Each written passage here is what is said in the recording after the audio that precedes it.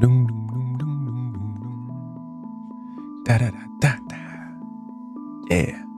Good stuff. Great stuff. All right, let's hit it. Hello.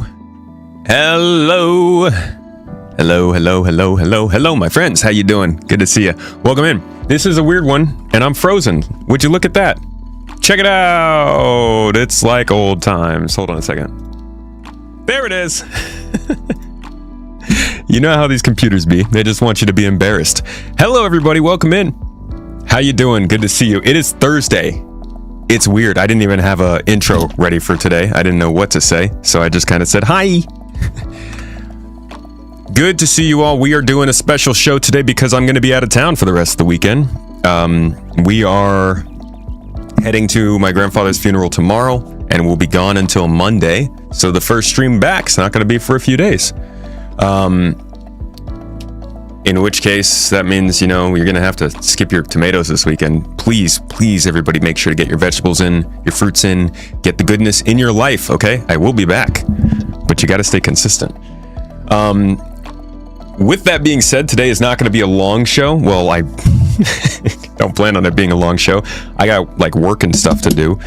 But they went and talked about Star Citizen's problems for 2 hours and 20 minutes today. They brought in the CTO, the gameplay engineering director, and obviously our man Jared. He is in there. They're going to have a little roundtable, a little intervention where they discuss what the heck happened with 4.8, what they are going to try and do to fix it, what they've been doing. And honestly, this is just going to be an opportunity for you to get a chance to make up your mind about how they're handling this situation. I think most people are feeling like there hasn't quite been enough communication regarding what the heck's going on. And this is their chance to come out and do it. Obviously, part of this is because of a response of the community being loud and out there about wanting to hear more about it. And I honestly think, good job, guys. Little pat on the back.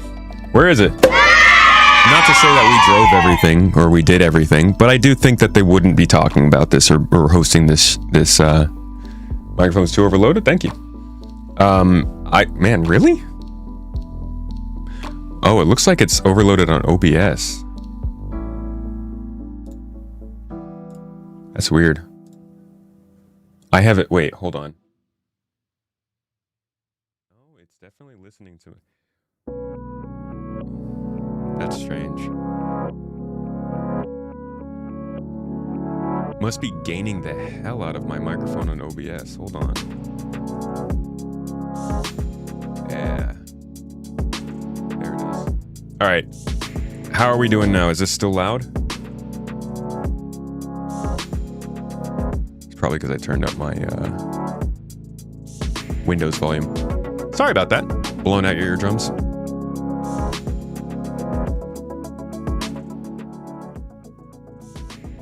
Good now? Cool. Thank you for letting me know.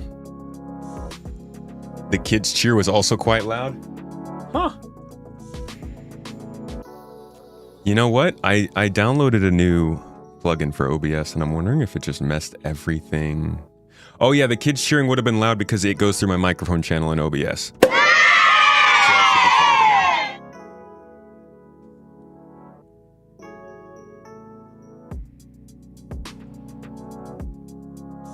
I appreciate you guys. New tech changes. We got to make sure it's actually working correctly. Thank you. How y'all doing today? I didn't get to go through Notification Gang and say a smooth little hello to all the wonderful people in chat. But I see you, Mr. Maverick. Gow gow. Thank you for coming in nice and bright and early, letting me know it was live. Arctic Wolf, Lenriel. Good to see you, Ohio Medic, Thaki, Vastin. Welcome with the cookies, dude. Maverick's on his 135 stream streak. Holy lordy, dude. I thought it was 137. Deadly Pajamas. Hello, my friend. Welcome in. Alzelzeller. I think I'm reading that right. It's a little far away. Great streamer. I'm currently at work, but I'll definitely stop by with my squad during your next stream. Appreciate you dropping in, man. – Twitch don't like you here. Well, we like you there. Camera froze again. What's going on? We were just fine. Wait, what happened? What happened? Oh my God, this was just working.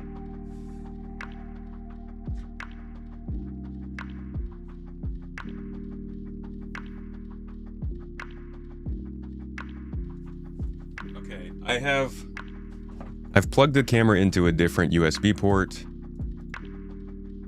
Maybe that'll make it work. Hopefully, we'll see. We'll have to keep testing it until I find a USB port that works, I guess. Deadly Pajamas, thank you, by the way, for the sub today. Appreciate you. Thursday subs are super extra fresh subs. 8 months now is almost. Valis, I appreciate you, dude. Melting in Vegas, congratulations. Hopefully also getting a nice Nutella milkshake. I got one when I was there one time. It was really yummy.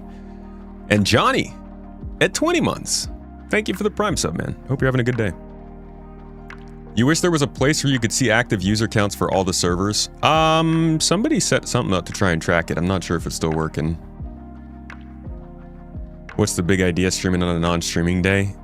I blame CIG, dude. I'm just trying to keep up. No, I appreciate you. Thank you so much for the condolences. Alright, I'm finally catching up with chat now. Didn't think you would stream today. The SEL is so long. I can't wait to hear what you are thinking. I can't wait to see what it says. At least you aren't rubbing your nose again. What? Like this? Do you hate that? The sound of my nose? That doesn't sound great. Old man Kivo, good to see you, dude. It's Ren, Red Rabbit, Lenreal. Hello, everybody. Yui. Welcome in, Quantum Hive, and Leo Nim. My man, Leo. I hope you're doing well today and this week. Let's get to this. Like I said, we don't have too much time, and this is going to take us quite a while to get through. So, if you didn't catch it before, this is going to be a long one. But this is the intervention that CIG is holding in response to what happened at 4.8. And I think this is a response to how much the community made noise about it. So, I'm not saying that we control everything, but I do think asking for some better communication on this is probably resulting in better communication, thank God. Because I think everybody is wondering what the heck's going on. So, without further ado, let us jump into this conversation. It is June 18th. And we're about to watch Jared Huckabee, Benoit Bouzejour, and Jens Lind talk about Star Citizen's problems. Let's do it. I think there was like a whole bunch. Yeah, there was a bunch of behind the scenes Twitch stream. And we're not going to look at this plan. We had this idea of what this show was going to be and whatnot. You know, you and I, we've been doing this.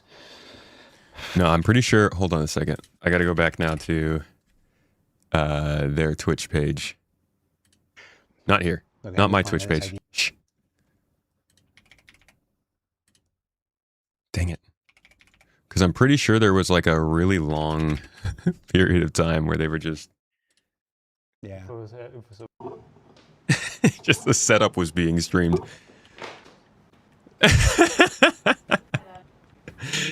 They streamed the whole setup of the plays. That's fun.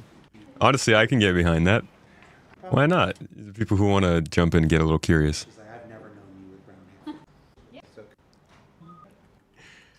I like that. That's nice and friendly. All right, but let's get into it. Every quarter for the last, since the big change, the beginning of last year, we started, the February of 2025 and stuff like this. We've still got that show, and we're still going to do a bunch of that show. But we just put 482. We just put 482 out yesterday. I've got you. We're live. Yeah. What happened? Well, it started with the... There isn't even an introduction. That's when you know it's real. An attempt at a bug fix a month ago. So with this 4.8 release and the way we've been doing patches this year, we have 2 streams when we work off from the working set. We have a base stream that we use for the base release of 4.0, and we have a hotfix stream where we bring all the continuous changes along. So there was an attempt at bug fixing something on the Idris that was actually creating some performance issue somewhere else that was checked into that stream. Nobody saw it, and it went through. So we've been on the hotfix stream now for 4.1, now going to 4.2. In 4.2, we went back to the base stream, which are supposed to be at parity at this point, except additional content, because we've added additional content in the patch. That change was included.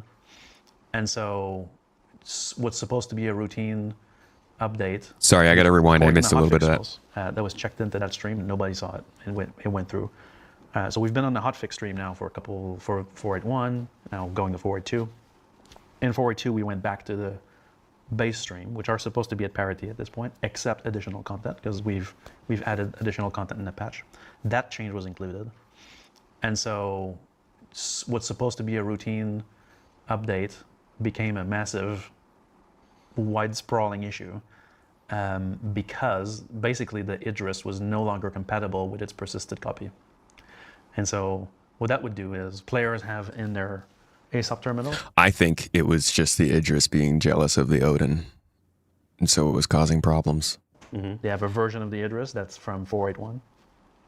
This change, which was not supposed to be in the stream at all, gets in there. And so now the game server is expecting another shape for this. The game server has a series of checks and balances for this, but he's the last banker in the chain. Mm-hmm. And so for him, Mike? if the schema's... What's wrong with my mic? I'm loud, but the video is not. Okay. Let's see. compatible. Why might that be happening? Because I have the volume on the microphone maxed out on my hardware, which means that the software is doing something to our sound. The OBS.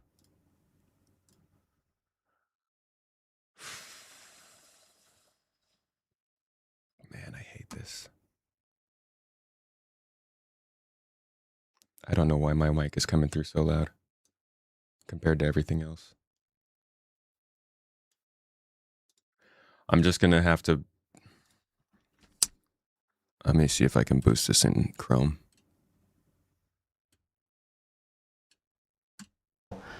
He's like, there's the... Is that loud?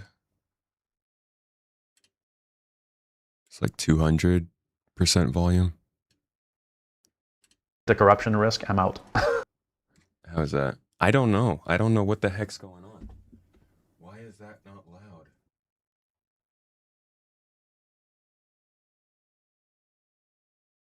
I feel like you guys are hearing something else. I'm just going to turn my mic volume down as low as it will go. And that way everybody else, I think you guys can go ahead and just turn up your volumes of everything else. And I will just keep my volume here. Because I don't know why everything is coming through quietly. Maybe I can turn down my volume on OBS. All right. So now I shouldn't be able to get much louder than negative 20 decibels. How am I sounding now? We good?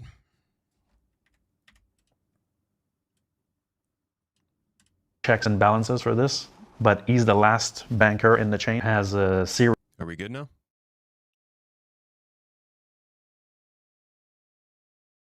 It's fine there. It's impossible for me to know.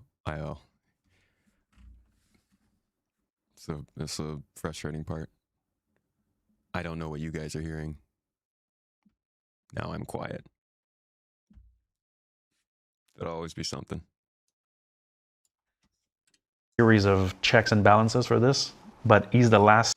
Is players have in their ASOP terminal, they have a version of the Idris that's from 4.8.1. This change, which was not supposed to be in the stream at all, gets in there. And so now the game server is expecting another shape for this. The game server has a series of checks and balances for this, but he's the last banker in the chain. And so for him, if the schema is incompatible, he's like, there's data corruption risk, I'm out. And so... Who's he in this analogy? he's the game server, basically, right? So the game server is trying to spawn the Idris, wherever it is, right? So that's called the async spawn chain. And so as he's trying to resolve the object containers for this and to materialize the ship in game, he comes around an incompatibility. And then there's a hard check for this, because if we let those through, if we disarm this check, for example, then the game server might corrupt ships or might be twisting data, and then we would go wider than that. And so the game server would crash. So there's all this. So there's all this stuff that we. I'm sorry if I'm too loud. I am most interested then in knowing if anybody has noticed a difference since the Idris was taken out. Because I believe I saw that the Idris was completely removed from the game yesterday, maybe? Is the game working now? Because if so, that would make sense if it matched up with what he was saying. But even given what he's saying, I'm looking forward to hearing what they have to say about like why that couldn't be rolled out immediately. I'm guessing it's because they couldn't find it immediately. But it just seemed like this just can't happen, you know? Especially not during a giant sale. Game is working. It's working better.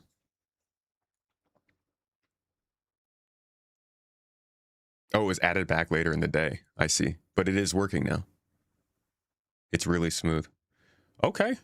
How about the what did they say? Star Citizen server health or something? E-health? No issues detected. I want my degraded performance. I don't. Look at all these degraded signs. Well, that sounds good. We'll see if that lasts. Glad they've been able to figure out what the fix was and get it implemented. Have to work on and fix. Yeah. There's all this stuff that we are working on and fixing. And yesterday, in a patch that was just supposed to add, the two new, GATAC ships and some hot fixes to some of the more persistent bring back issues. the odd fixes from the odd fix branch and move forward. Completely unrelated check-in to the Idris Yes. somehow made it through validation or missed validation. Correct. It's like this. Got in, and now the server, which is still built, the persistence records, which are still built on 481, and expecting a 481 version of the ship. Also 480. because 480. They're compatible. Really? Okay. So it's expecting a 480 version of the ship, got a 482 version of the ship without knowing that there was supposed to be a difference, and just went, all right, I'm gonna head out. That's right. You did the SpongeBob meme. Yeah, and so every time an Idris would be attempted to spawn, that server in that region would crash, and then restart, and then try to load the Idris again, and then crash again. And so as players were unstowing more Idrises and more shards, more servers got affected, until you reach a point where now the ops team is in the background, and they're like lighting all the fires, like the Rohan, you were calling the Rohan. I saw you online at like 3:30 this morning. Yeah. And so we're looking at this, and basically we start cordoning off shards, because at the beginning we're not sure what the issue is. So we start cordoning off shards, and what happens in this case is like the more shards are getting offline, the less capacity we have for players that are either entering the game or shard hopping. We have a lot of people shard hopping, and so what happens is they hit the dreaded 60,012 error, which means there's no capacity in your zone. There is capacity, but we've had to restrict it in the meantime. And so we took a hard decision later in the night to prevent players from spawning Idrises temporarily, just to kind of stop breaking other shards. We brought more shards online to keep that playing. When he says, and then we basically, when he says later in the night, you guys know what time he's talking. Is this yesterday? Is 2 days ago? Is this like back when 4.8 came out? I don't know what he's specifically referring to. Went through and manually rectified. That's what we call progressive maintenance. When you see that in the status, it means we went in and we did a drastic measure to basically fix the Idrises that were either spawned in shards or still left in inventories to make sure that they had the proper schema. And so now we know that all the Idrises are fine. We've lifted that temporary stoppage for that ship. And so now we're back. That's what happened. Completely out of left field. Absolutely unrelated to all the stuff that we're working on, the stuff that the patch was supposed to be, and whatnot. This is a Cabra trays being spawned by some subcomponent in the Idris cargo room. And it's not even. I do wonder if something like this would show up in PTU. I'm not saying that skipping PTU is what caused this. It's not even a new ship. But like, oops, god dang it. apparently that button resets the whole video. That's good to know. But like, how do you stop that from happening? Besides just double checking, triple checking, everybody checking the work and not rushing. Weapon, I can't remember specifically, but you. God dang it, where were we? And referred to these entity classes that were actually representing, I think, back, right? What you see in ASOP in the first patch will be exactly the same data source in the second patch. And so that risk of Chad, I need help. Where were we? Is completely gone. So we're very happy. In fact, that bit actually went very well in 4.8, even though up to the launch, it was, there's always last minute things they look at. But we have been firefighting across a multitude of different issues that were tangential to that. Okay, he was talking about last night. Cool. Some of them we can touch on a little bit because I've made some notes to talk about gameplay systems here and why they were affected by some minor infrastructure issues that turned out to be massively contributing to the perception of the patch. So I'll talk a bit about that in a bit, but basically we've been firefighting since 4.8.0. We can tell. I want to. It's like this. It's been obvious, and I feel bad for the people who have been fighting it. But it still feels like this got this. I'm glad that they're coming out and talking about this, and I can't wait to hear what's gonna come from it. I'm gonna try not to step in before they actually say stuff. Hey, Luna Maria, good to see you. The intervention's about 4.8 and the stuff that's been happening.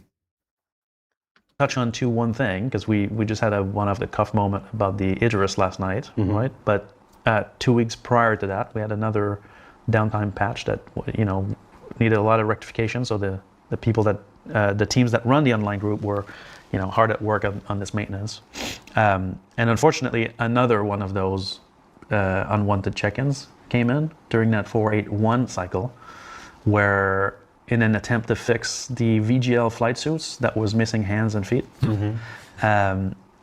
another check-in came in that removed subcomponents of this flight suits, but not just removed them from the flight suit, deleted them from existence from the game. And that's not something that you can do in a minor patch. And so clearly that's two instances in this patch where changes and check-ins should have been validated and prevented and went in. And then after that became an infrastructure problem, because same issue here, if somebody was wearing the VGL flight suit and referred to these entity classes that were actually representing, I think, the nozzle and the front pack of the suit, then the game server would crash. And so we had, again, to do percussive maintenance to remove those items and fix that. And so that highlights to me a massive issue with how we validate check-ins and how we get changes in the game across persistence until we have full forward porting compatibility on the persistence layer, which we don't have at the moment.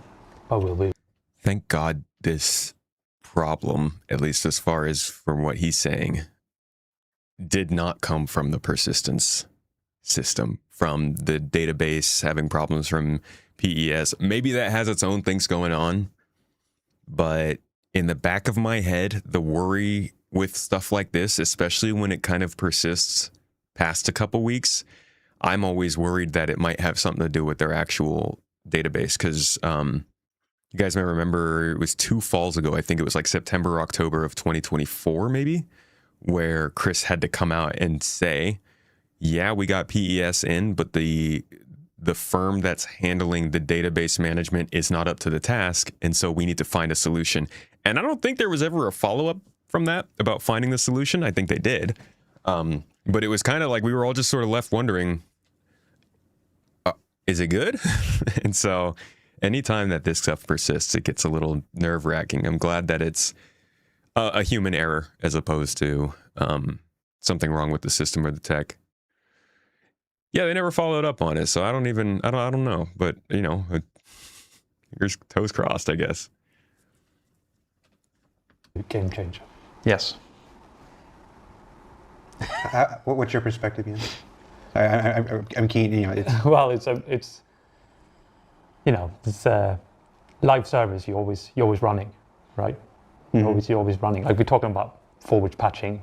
If we'd been behind closed doors, you would have done that, right? No one would ever seen the game until you've done that piece of technology. But that's not who we are. We're always running, and that's what makes it really, really exciting to work here as well, right? Because it's very We're putting ourselves out there all the time. But if I look at this specific case, you're saying like, right, we have checks and we have contracts on what you can and can't do in these substreams that we've already released, where the data management is super, super strict. And obviously now we're invalidating them twice in a row, so it's time to look at like how do we really add that extra layer of protection. Why is this happening? Why? Look, it's I know. I have to be. I'm allowed a lot of latitude here. I'm allowed a lot of latitude here, and I appreciate it from the people that I work for. But this is really frustrating. Yeah. How is it? I understand that, Rich Tyler, our senior game director, went on stage at CitizenCon, 2 years ago and laid out the roadmap to 1.0. And I understand that through 25 and through the first half of 2026, we have made some legitimately ridiculous strides towards making this game actually the MMO it was always trying to be. Yes. If people who followed this project 2015, 2016, 2017, a lot of the years before, it's very easy. It was very easy to have questions like, where are they going? Like where are they going? Why is this like that? Why is that like that? It's like we would often see questions. Has anybody ever played an MMO before? Do they know how to do this? It's like this. And there's a reason we made a major pivot. We made a major pivot at the end of 2024. In 2025, we went into this content mode, and we said no new features. No new features. We're going to focus on content while we shore up all these things. And when I was you and me sitting here more than a year ago, it's like this. And in the last year and a half, we have tripled the amount of content that we've put out compared to 2024, compared to 2023, 2022, all combined. Like the amount of content we have put out in the last 18 months is amazing. And the people here are working their asses off to make it as good as possible. I don't doubt the intentions of any human being here. I don't doubt the dedication of anybody here. We're not here today to apologize for anything. I know that we're all working as hard, except Steve. We're all working as hard as possible. Bender? But why does this happen? Why is this happening? I can't sit here and do this job and feel good about my job without asking you outright, why is this happening? If everybody is working as hard as I know they are, and everybody is working as dedicated as they are, and everybody is as talented as I know they are, why does something like this still happen? Why has it happened twice in the last 2 weeks? Because we lost Harambe, dude. Me when I'm talented, not you. I know. I think there's a part of that which is that we're transforming the game. We're still transforming the game into an MMO, right? We're still in the process of taking a game that used to run on a single server and now obviously a server mesh, which that's working, but the game systems need to expand as well. And if you add the content pressure on top of that, right, of getting content into the game, releasing it at the same time, stabilizing it, hardening it, and features that come in and do the inverse. New features come in and they destabilize the systems. Without stronger guardrails that also need to evolve with this, that's where we ended up. And so I think that, to be honest, I think at this right now, we're outpacing our ability of verifying everything that's being added to the game. And this is where we need to put a lot of our energy at the moment, is to put in those guardrails so that, the check-in that would cause this crash issue, right? Those are identified at this point. And that's what I was saying, man. They gotta slow down. I hate saying that too, because good golly gee, I really want the features to just be in so they can make them work together. But there's clearly more devs are needing to go and work on Squadron, and or maybe there's just too much work coming into Star Citizen. But if we can't catch everything going into a live build to the point where it destabilizes the game like this, then yeah, I think things are moving too fast. It's all about adding these validation frameworks to prevent that from happening and keeping the data stable and fully validated. Now, that sounds, well, why didn't you do that before, right? You're not saying that there were no guardrails in place. No. There are guardrails in place, but they're not keeping up with the pace. Correct. Yes, exactly. Like we create more content and more features than we have time to add guardrails in to prevent these cases, right? An example I could give on something unrelated to persistence, right? But we're at the point now. We used to we make a weapon, we make a ship, that's it, right? Now we have a team making weapons. They balance the weapons. They design the weapons. They work in that realm. They have guardrails in there, right? They know what to check for, outliers, data sets, how power is distributed, etc. You go to the next team. The next team is making ship components. They have their guardrails. They have their approaches. They have their things, right? They balance it out. You have another team that's making recipes and dismantling, right? They have their own guardrails, their own systems. You have another team. I want to touch on something that gets discussed in the chat. The idea of AI being used in the development. And not gonna lie, I don't think there's much not using AI for game dev soon enough. Like if you're coding, we can forget the term AI. LLMs and predictive technology is going to be used in all kinds of IDEs and any environment where you're building a program. That's just how it's going to be. So I think the idea of saying whether or not they use AI Welcome, everybody. Thank you is for coming in. This is arbitrary. Your captain speaking. Tomato It's will more be about with how you it's shortly. used. It's undoubtedly going to have some kind of hand in what you're doing. Like when you're writing in Microsoft Word at some point, there's probably going to be, the spell corrector is AI. It's not just some program that detects little things here and there. And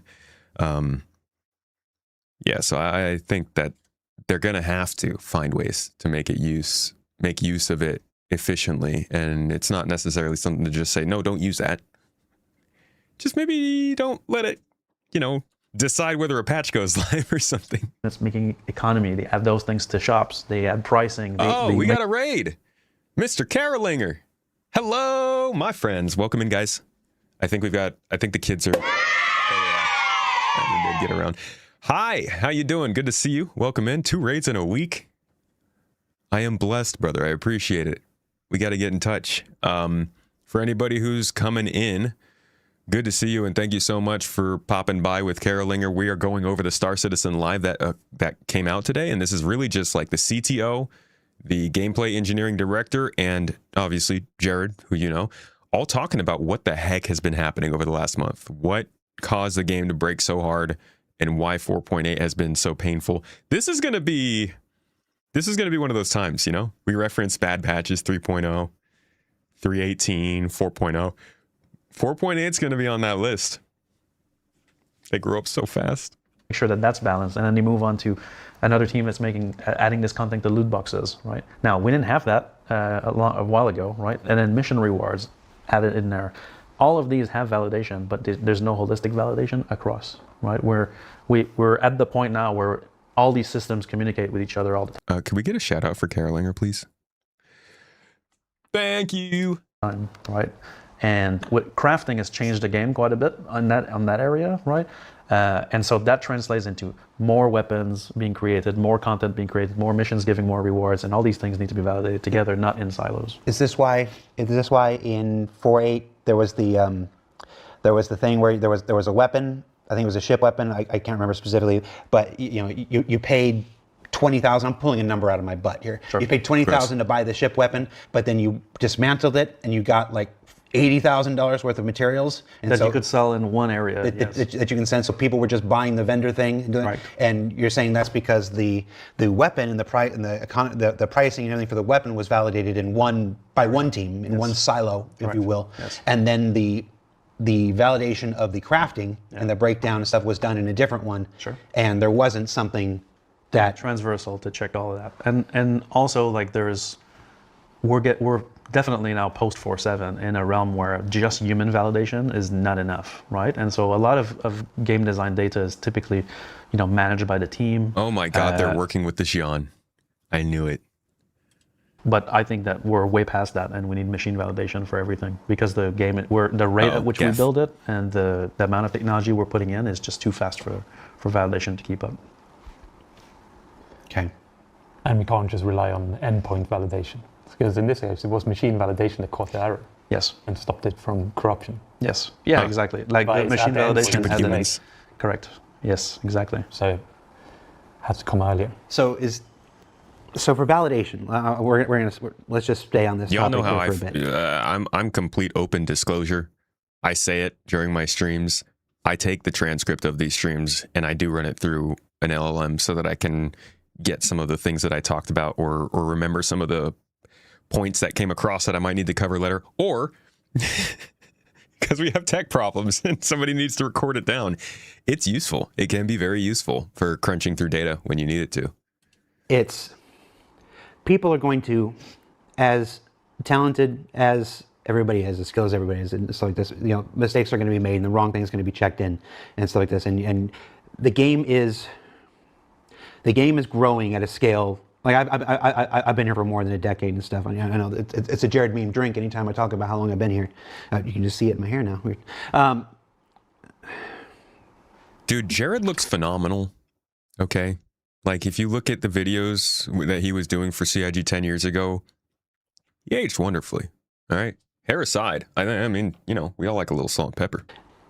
I am so incredibly proud of the game right now. It's the last 18 months have hands down been the best 18 months that this game has had since the PU went online in 2015. And anybody that says otherwise is being disingenuous. They just are.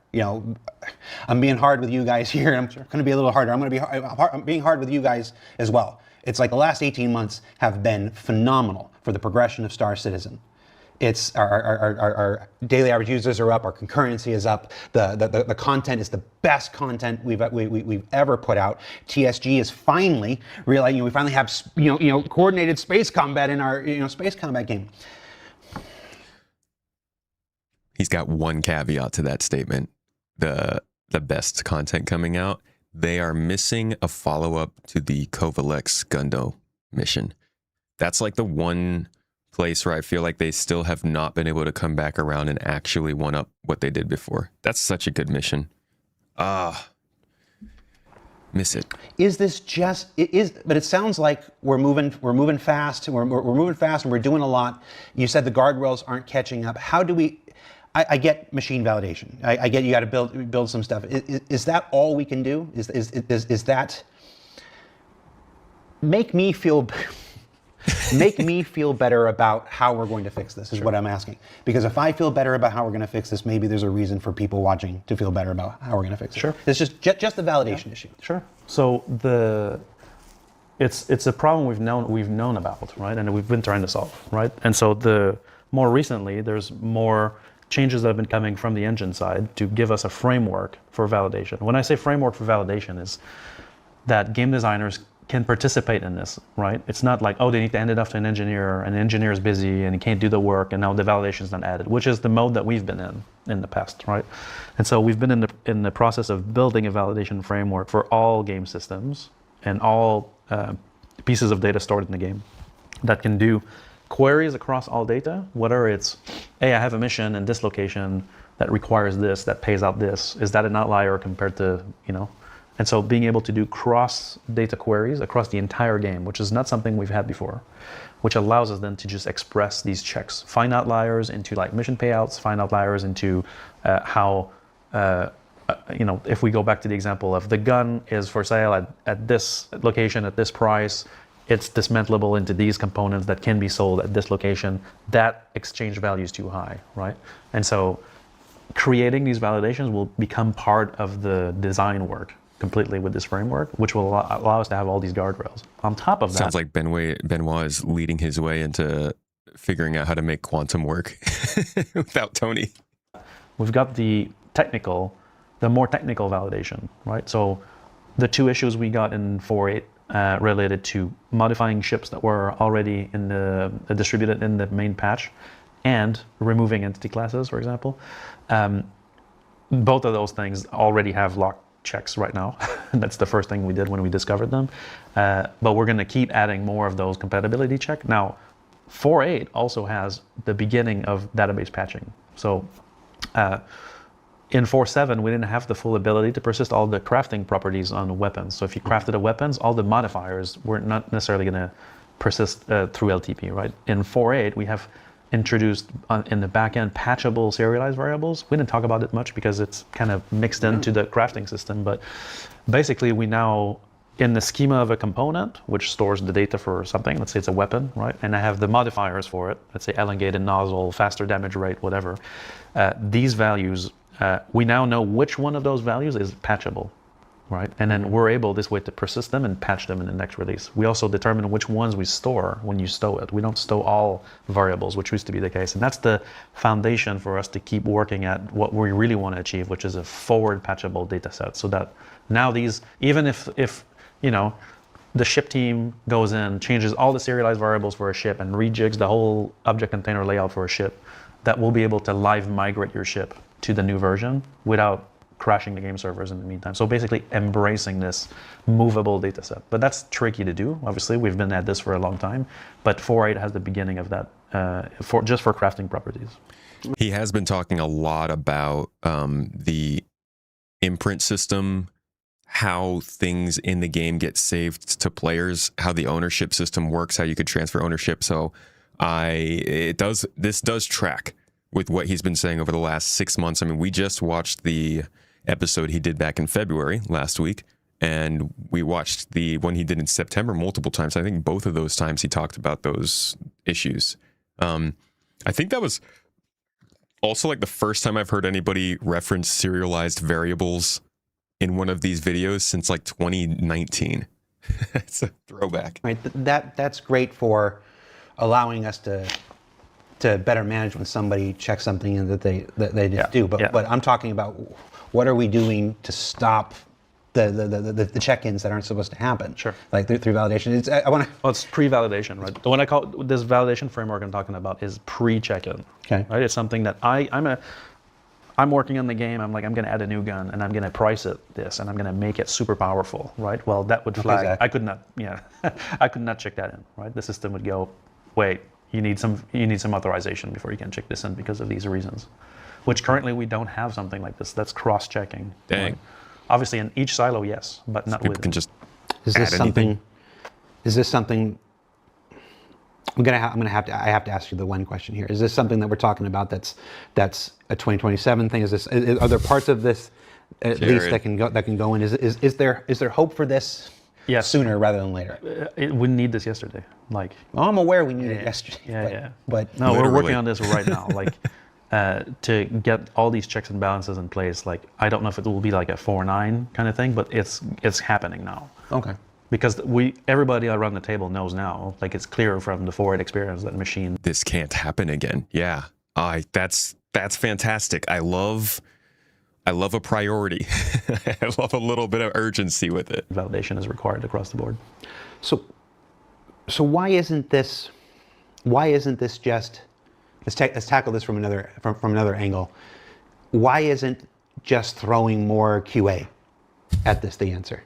Why isn't this just hire 500 more QA people, and this gets fixed? Not enough crayons. I suspect you probably have an answer for this. Wait, no, that's Vassen. I mean, in this case, it took the situation of like the data, how the database on 4.8.4.8.1 was, and with the new data from 4.8.2 to create the situation. And that's not something that the QA environment has. So wherever we do, we as a technology group would have to come in and at least give them that. And then if you put your 500 QA on it, then they would probably, one of them would have spawned an address.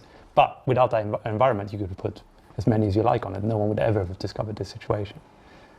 PTU for the win. Let's hear it, boys. The players. We pay to be broken. Let us do it.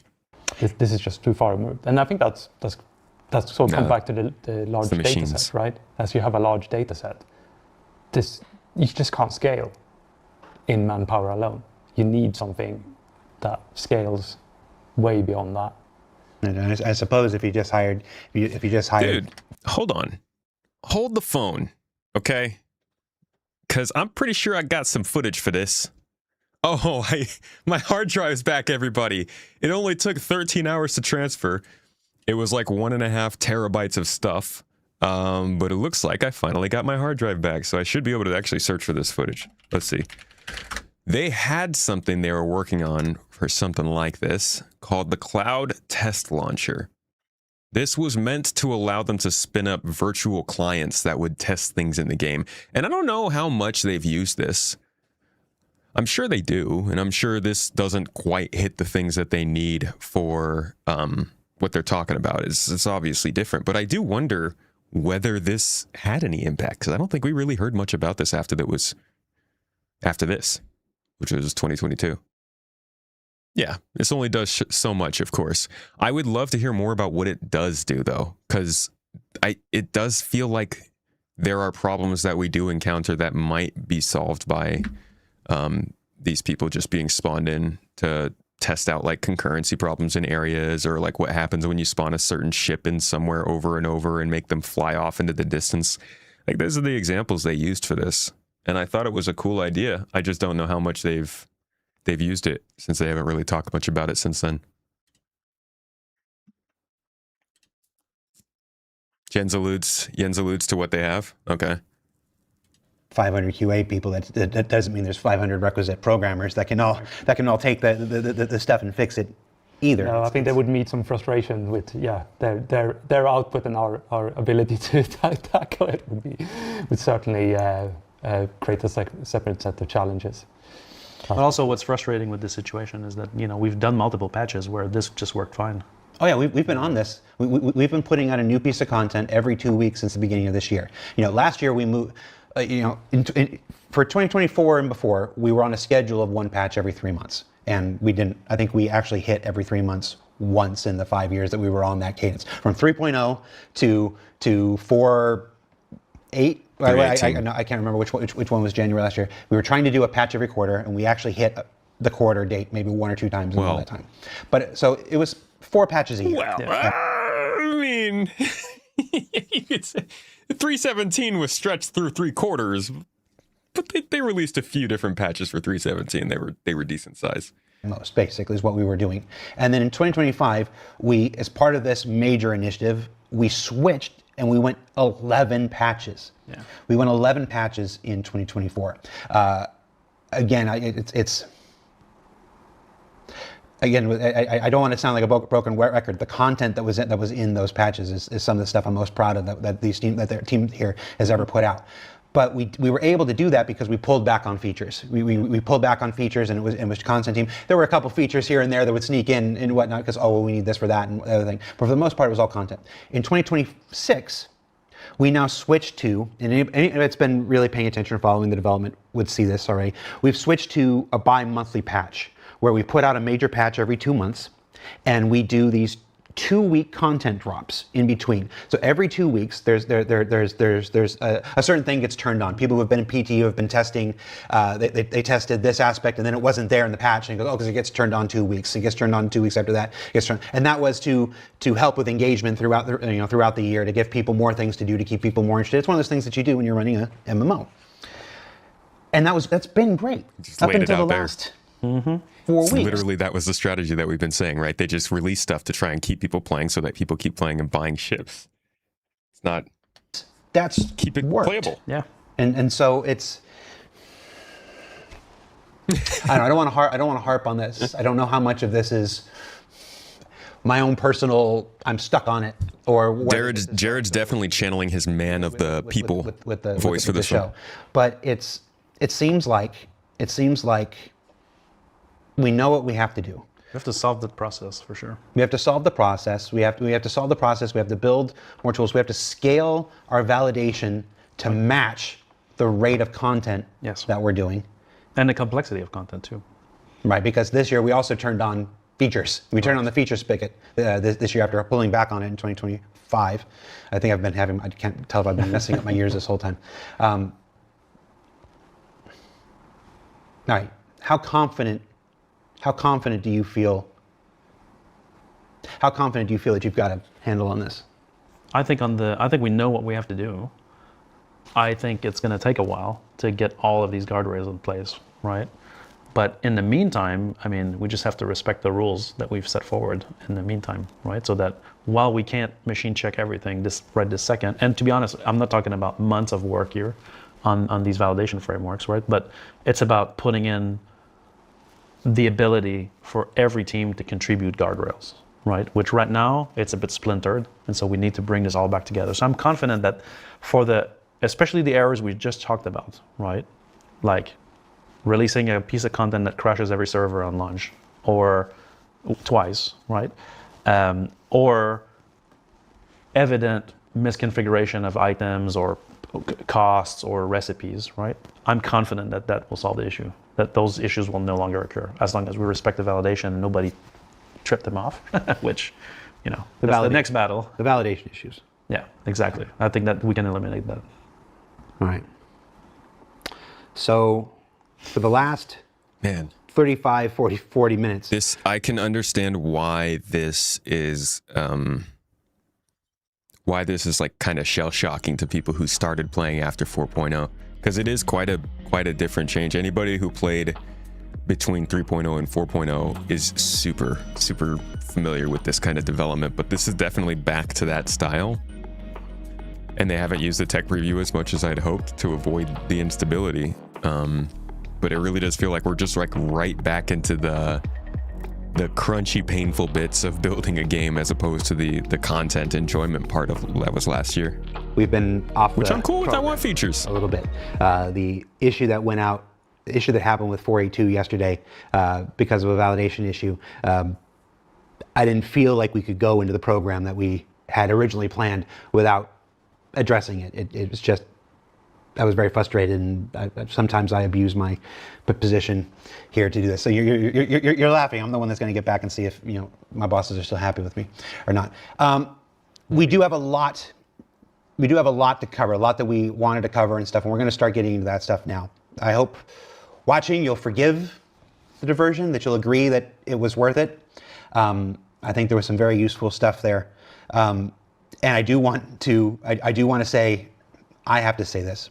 This is me personally saying this. He goes, it was an issue with a ship yesterday, but the ship teams around the world, there's a team here, there's a team in Austin, there's a team in Montreal, have been some of the consistently quality delivering teams of this project for years and years and years and years and years. It's easy. It's the last couple of weeks have been a bit rough, but it's like, where would we be? Where would we be without the ship team? So it's like, lest this seems like we're coming down on the ship team today, that is not my intention. They happen to be in the hot seat, yesterday. It's like this, but this could literally happen to anybody. Any team, yeah. And it did. It happened. It was a whole nother team 2 weeks ago. Sure. And if we don't get these guardrails in place, it'll be a whole nother team 2 weeks from now. Yep. So Star Citizen community is like, yeah, we wanted guardrails 6 years ago, please. I get I can see the jokes writing themselves about that, but it's important to remember that CIG is a business, and that they have had a lot of shakeups in the last 2 to 3 years in terms of the directors, in terms of the C-suite, even middle management.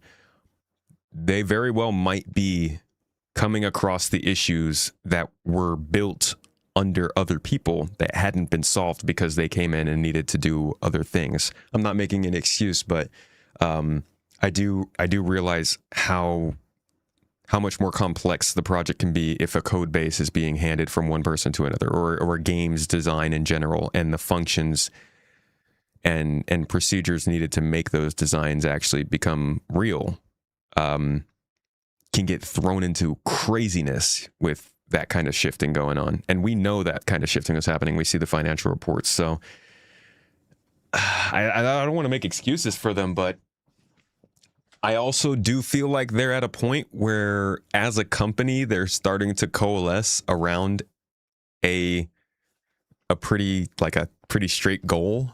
Obviously, Squadron 42 is that goal, but also just like making sure that the game, the development teams are running like an actual development team. And over the last couple of years, we've seen that as the teams were built out, and some of the things that those teams that were built out to work on actually started to be worked on in the game, as opposed to just being shown in ISC over and over again. I can't. For me, the takeaway is human guardrails are not enough. Yeah, that's the thing. Yeah, Yeah, I just didn't want it. It's unfair to make it seem. It's unfair to make it seem like the ship team hasn't been absolutely killing it for years and years, and they still are. So,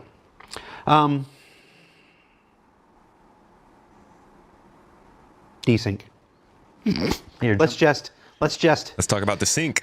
Nobody's ever going to say yes to being on this show ever again.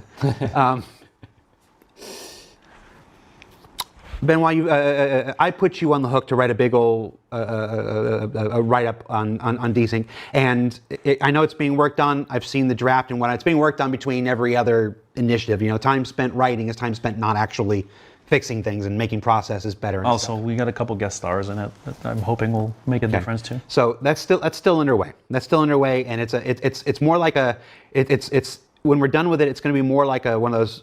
It's not a design brief. That's not the right thing. But kind of like what you saw with the gameplay guide. We're going to break it down, and I promise you, it'll be the most educated thing that you'll ever see from a game studio on what it is and what it isn't, and what causes it and what doesn't cause it, and stuff like that. And the particular hefty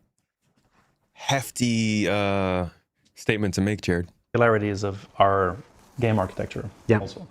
But that said, I look forward to seeing that whenever it happens. when 4.8 went out, I started with 4.7. 4.7 was great overall, but there's a reason I had to call you and ask it. There's been this mounting desync for the last several patches. It starts out small and it gets bigger. It affects some people more disproportionately than others. There are people that I have talked to, whether at a Bar Citizen or just reading the chat here today or in any other show, where they're having a virtually unplayable experience. And then there are other people who are like, that's not my experience. I'm having, I'm having a wonderful time and whatnot.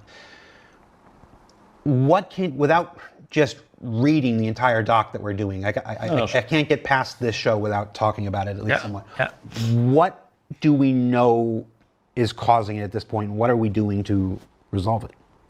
Just a simple question. Well, so what we know about right now is that there are some meshes. When I say meshes, I mean a dedicated game server inside a shard that are running way below FPS spec that we want, right? And so we don't have a handle just yet about what is actually causing it. We do have performance captures, and we're tracking at least 6 to 8 very specific optimizations that need to happen. One of them is within the area component, which is used all over the engine. Area and zone component, they kind of go hand in hand, but because we're pushing more content, right? The hierarchy trees of the game world is much bigger. So there's more areas, more zones, more subdivision, more. There are some areas of that where if you add a lot of entities in those that enter or exit these areas, there's, the engine provides the listeners to track entities entering areas or leaving areas or zones changing, right?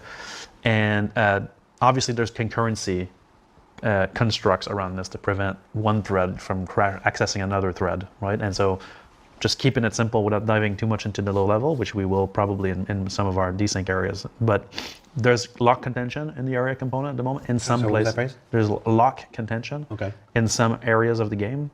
Well, I literally mean area, like, if there's many entities in this spot because of the way it's configured, we're seeing basically FPS drops in those areas. And so we're tracking about, like I said, 6 to 8 major optimizations that we're trying to get in our hotfix channel, right, to try to get this FPS back up to the spec that we want, which is above 20, across the server FPS. Server FPS, correct. Somebody's going to take that clip and say, "Oh no, Star Citizen's only looking for 20 FPS in gameplay and whatnot." No. And it's important to note that when a server is running low FPS, it doesn't mean that it will create desync, but especially when you're interacting with entities that are simulated on that DGS, AI characters, NPCs, then you're going to perceive desync because the source is slow at creating its output, and the traffic goes from your game client to the replication node, replication node to game server. Now, if game server is running slow, at the beginning of the frame, he's taking the state from the game, from the network to the game and applying it. At the end of it, he's applying the changes back to the network, right? If that loop is slow, then your client's going to predict something, and then that prediction will get corrected the next frame, and that will create a rubber band, right? And so that's the gist of why there's desync in general. Why does the client have to predict? Because if he doesn't predict, then you're going to be at the tick of the server, and you'll see even if it was running perfect, you'd see it. in an FPS, like because your need for it to be, so responsive is too high. Is this so? All right. The meshes inside the shard are certain ones are slowing down, Correct. It's not widespread in all areas. which is why some people are in there having a great. I'm not going to tell you which areas. That's what you're asking. Which I got to ask the obvious question. Then at least it's obvious. It seems obvious to me. Mm-hmm. Is this related to the ship cleanup or lack thereof? That's one of those things that we're looking at is how aggressive or not the ship cleanup is actually happening.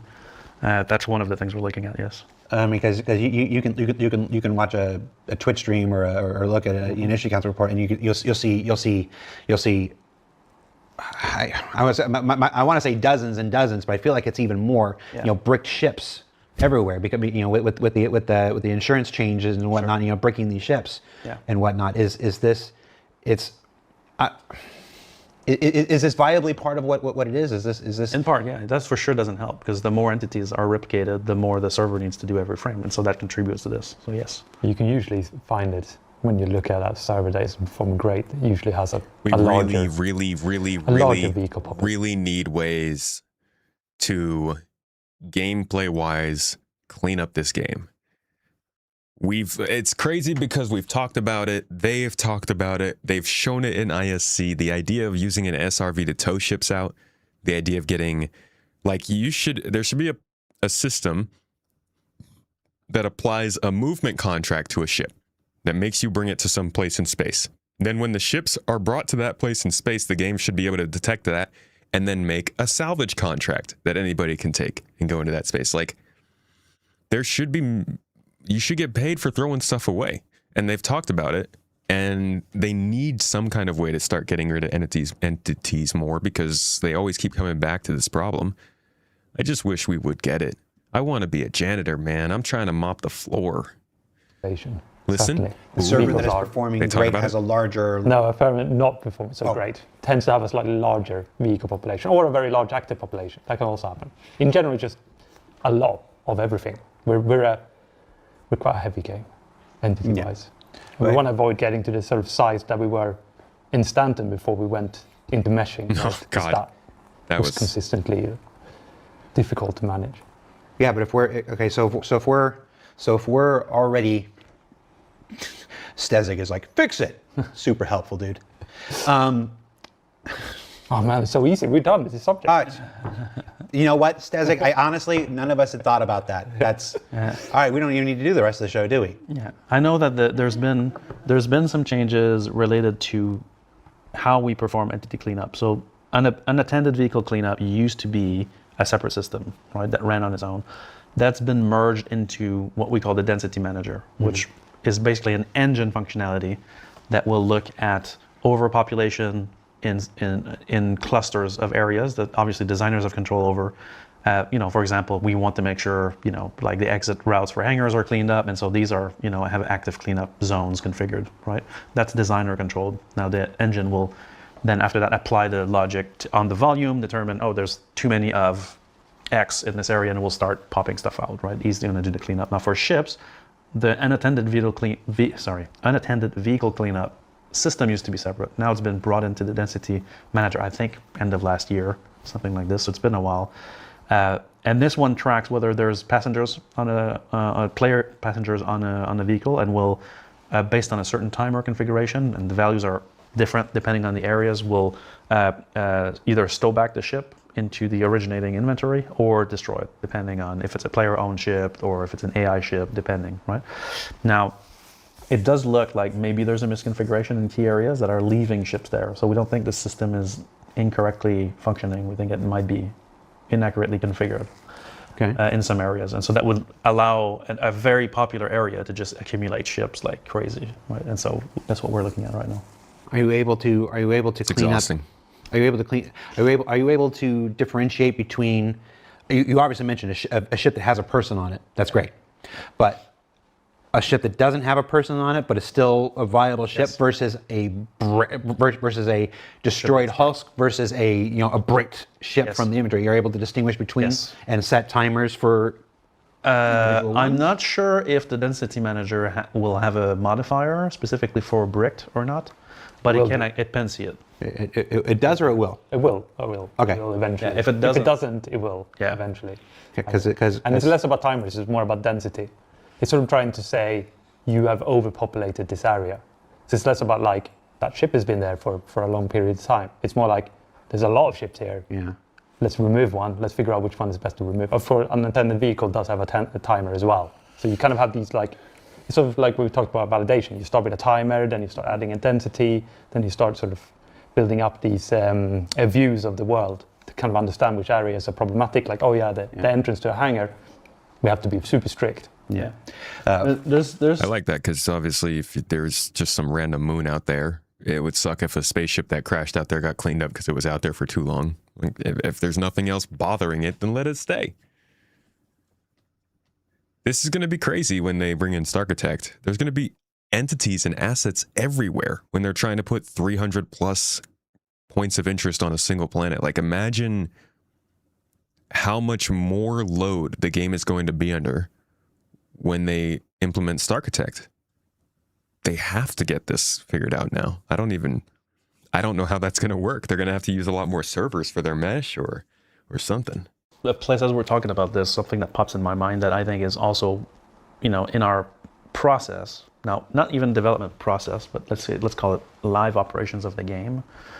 We're very lean in terms of our live operations at CIG because we're in development, right? And so even though we do run a live service, we try to run a really lean ship, right, on that side. And so we don't have an army of site reliability engineers that are looking at like every aspect of like, Shard 25 has an overpopulation of ships at Jackson Swap in, between this time frame, time frame. Like we don't go in that depth, right? And so we track overpopulations across all shards, right? But we can't go granular into this. But that is an area where we could improve this and detect those things to better tune these values. Typically right now we will tune the density manager values every patch or every hotfix, but that is a slow cadence compared to how you would react if you see, oh my God, on every shard this location is loaded, let's affect the density manager change right now. Right now we don't have the ability to do that live, and that's a problem.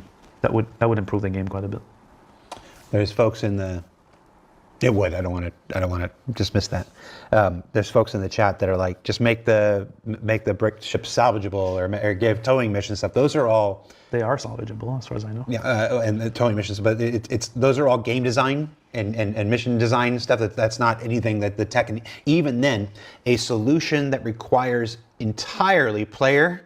It relies on the players entirely to solve is not going to get us where we need. I don't disagree, and I know it's the intention. They're supposed to be salvageable. If they're not, they will. Yes. They will be. It's just having towing missions to take them away and dump them somewhere is a great idea and stuff like that. But that can't be the only thing. There still needs to be a technical solution to clean this up. It's the reason I asked. Sorry the for reason I asked if it could separate everything is because giving the perspective to people that I don't think the game should be able to clean stuff up on its own. That'd be kind of crazy. I don't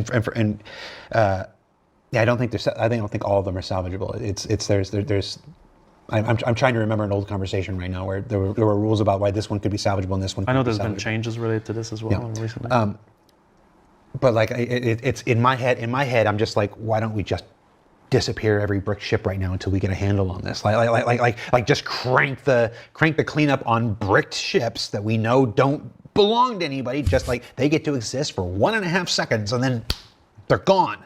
It's like I'm just imagining the Reddit post after that. My ship disappeared 1 second after. A brick ship. No, but the ship only gets a brick ship. Bricked. A brick ship is they're back at their ASOP terminal and they've reclaimed it. So yeah, but then the game why can't it thinks your non-bricked ship is bricked. Vanish. Now I'm certain. Whenever I go off like this and whatnot, and it sounds so simple and it sounds so obvious, and then I get back to my desk and I've got an engineer or something goes, it's not that simple, Jared. There's this and that. There's that dependency and blah blah. And I'm like, yeah, I'm just a layman moron who had a very simple idea. But it's hard because I'm no different than half the people watching the show. It's just there are times when something seems so easy and so obvious, and it's like, just do that. because that's what my head was screaming that whole time. That's where I was going. Just until we get a handle on it, destroy the brick ships right away. I always say, if it was easy, Jared it would have hates been. salvagers. So by that, you have to assume there is reasons that makes it not easy. And it's usually like the complexity in the interactions. Like Benoit talked about, you sell a gun, and then you deconstruct it, and then the material can be sold somewhere else for something else. These kind of complex interactions between lots and lots of different systems are usually what stops us from doing something that, from a tech point of view, is literally a flag in the database that says that's bricked. I can treat it as garbage. Yeah. There's this thing. It's what was the example? We had the example. I have to look back in our chat. There's something in the 481. It was the one of the old features for the hanger module, for the. It's in our chat. It's in our chat. Yeah, it's one of the issues. And I said, dude, we need to remember that. It's in our chat. When I said we need to bring that up. I can't remember. But recently, one of the things that flummoxed 481 was an old system. It was an old system from like 6 or 7 years ago that hadn't been touched. That some new piece of content touched for the first time, and it didn't work. I can't remember. It's just one of those. It's if making games were easy, they'd be done. I mean, pivot your. There wouldn't be a studio that closes every week in the last 2 years. So what did? So 4.8 comes out. Yeah, there's been other issues. We talked about the catastrophic ones, but there's also other tangential issues. We've got a section coming up where we've pulled the dashboard and what folks are working on. I'll get to that in a second if that's where you were going. I want to stay a little bit more into 4.8. So, think of how I want to do this here. We put up a thread. We collected a bunch of questions. We pulled some of that. Some of that's affected.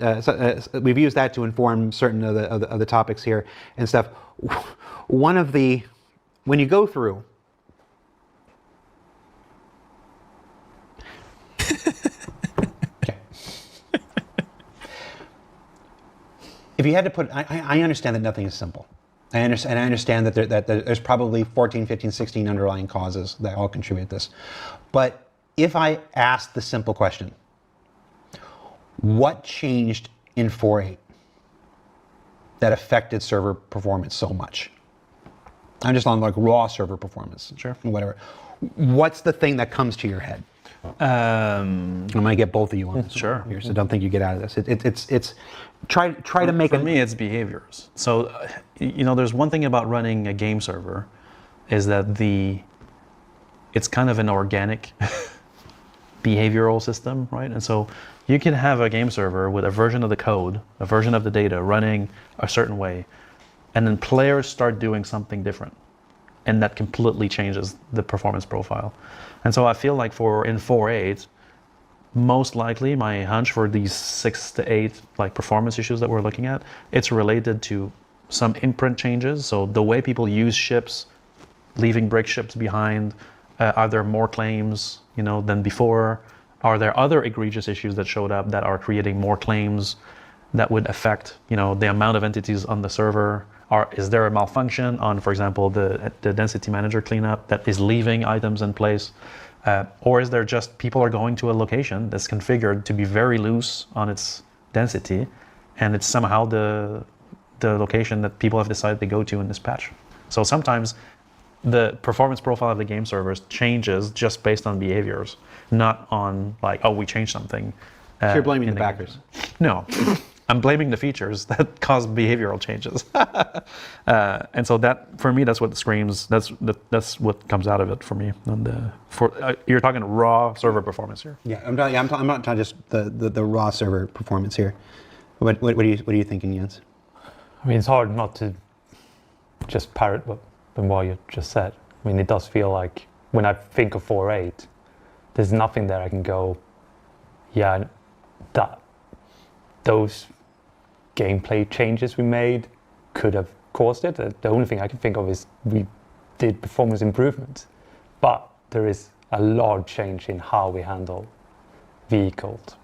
Yeah, I was gonna say, And the wasn't there a lifetime of the huge Yeah, change but to the entity system?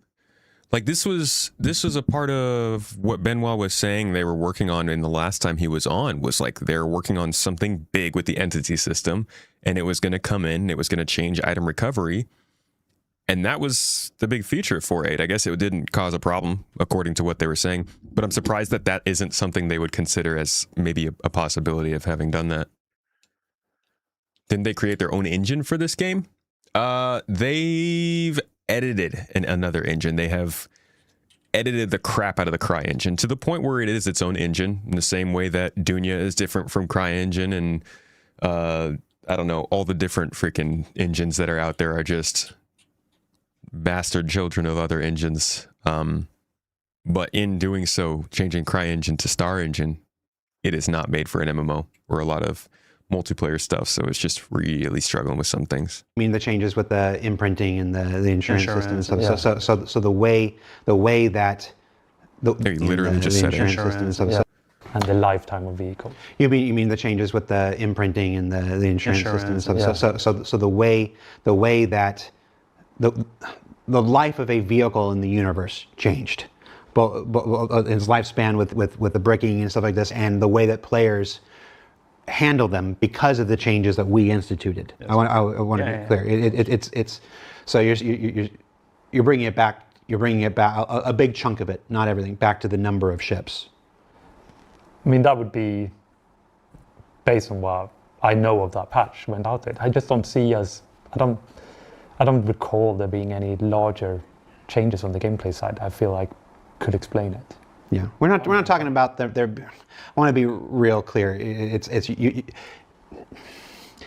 Folks watching, you have a lot of experience with me, and you have a lot of experience with Benoit. You know, less experience with Jens here. He's not saying that there are no bugs. There are no bugs. It's like we're talking about raw server FPS things. A bug does not impact server FPS. You know, the freight elevator eating your cargo does not affect server FPS and stuff. The question I asked was, what is affecting the raw server FPS? And that answer is they're trying to find an answer specifically to that. If it sounds like we don't know the answer, quite honestly, we're still working on it. It's somebody in the chat said it sounds like Jared's frustrated. Of course I'm frustrated. These two guys at the table are frustrated. Quite a lot of people are frustrated. I say it over and over again. We're having the same conversations you guys are having, just 3 weeks earlier. It's like this.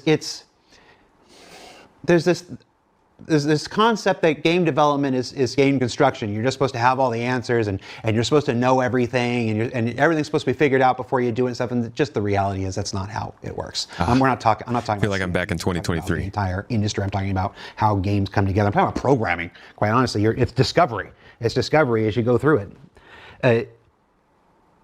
We always figure it out. We always figure it out. Like I could sit here and just gush about the quality of the people that we have here. It's like, when I go to a Bar Citizen, people always ask me like, is it hard to go out and do this? What I'm doing right now. It's less than 12 hours after a patch went out and was totally borked and whatever, and you've got to go out live and put on a face for the project and whatnot. Is it hard to do that? After 3.18, I had to do the thing. After the freight elevators with Race for Stand, I had to do the thing and whatever. Is it hard to do that? And the answer is no, it's not hard, because of the people here. I believe in the people here more than anything. It's when you get. I spend more time with the people who work here than across the university. Everybody's working on their work. My work is the people. So it's when I lose faith in the people here, that's when you'll stop seeing me. But it hasn't happened in 12 years. It's not going to happen anytime soon. I love the people here, and they're working on it. If they haven't figured it out yet, they will figure it out. So you've already got some tremendous. For sure. things. And I think to be honest, like on server performance, the 6 to 8 issues we're looking at now are definitely the source of the problems. Do you want to just enumerate what the 6 to 8 issues are? You mentioned it. You've mentioned it a couple times, and it's just why don't we just use this opportunity? Of course. I don't want to dive. Before we get into that, I got to honor Anonymous. Came in here and dropped 5 subs. Joined up on the Toes gang. An absolute homie. Appreciate you, Anon. I need something to freaking erase this board with. I just use this snack wrapper.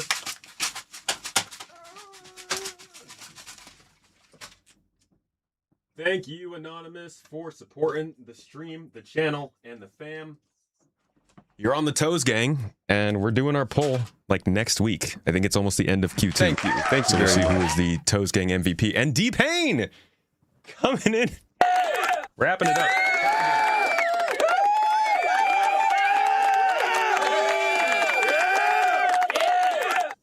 Thank you, guys. Much love. You must have enjoyed the last answers from the team on here. I guess that's the only reason I can imagine it. Y'all are awesome, though. Thank you so much for the support.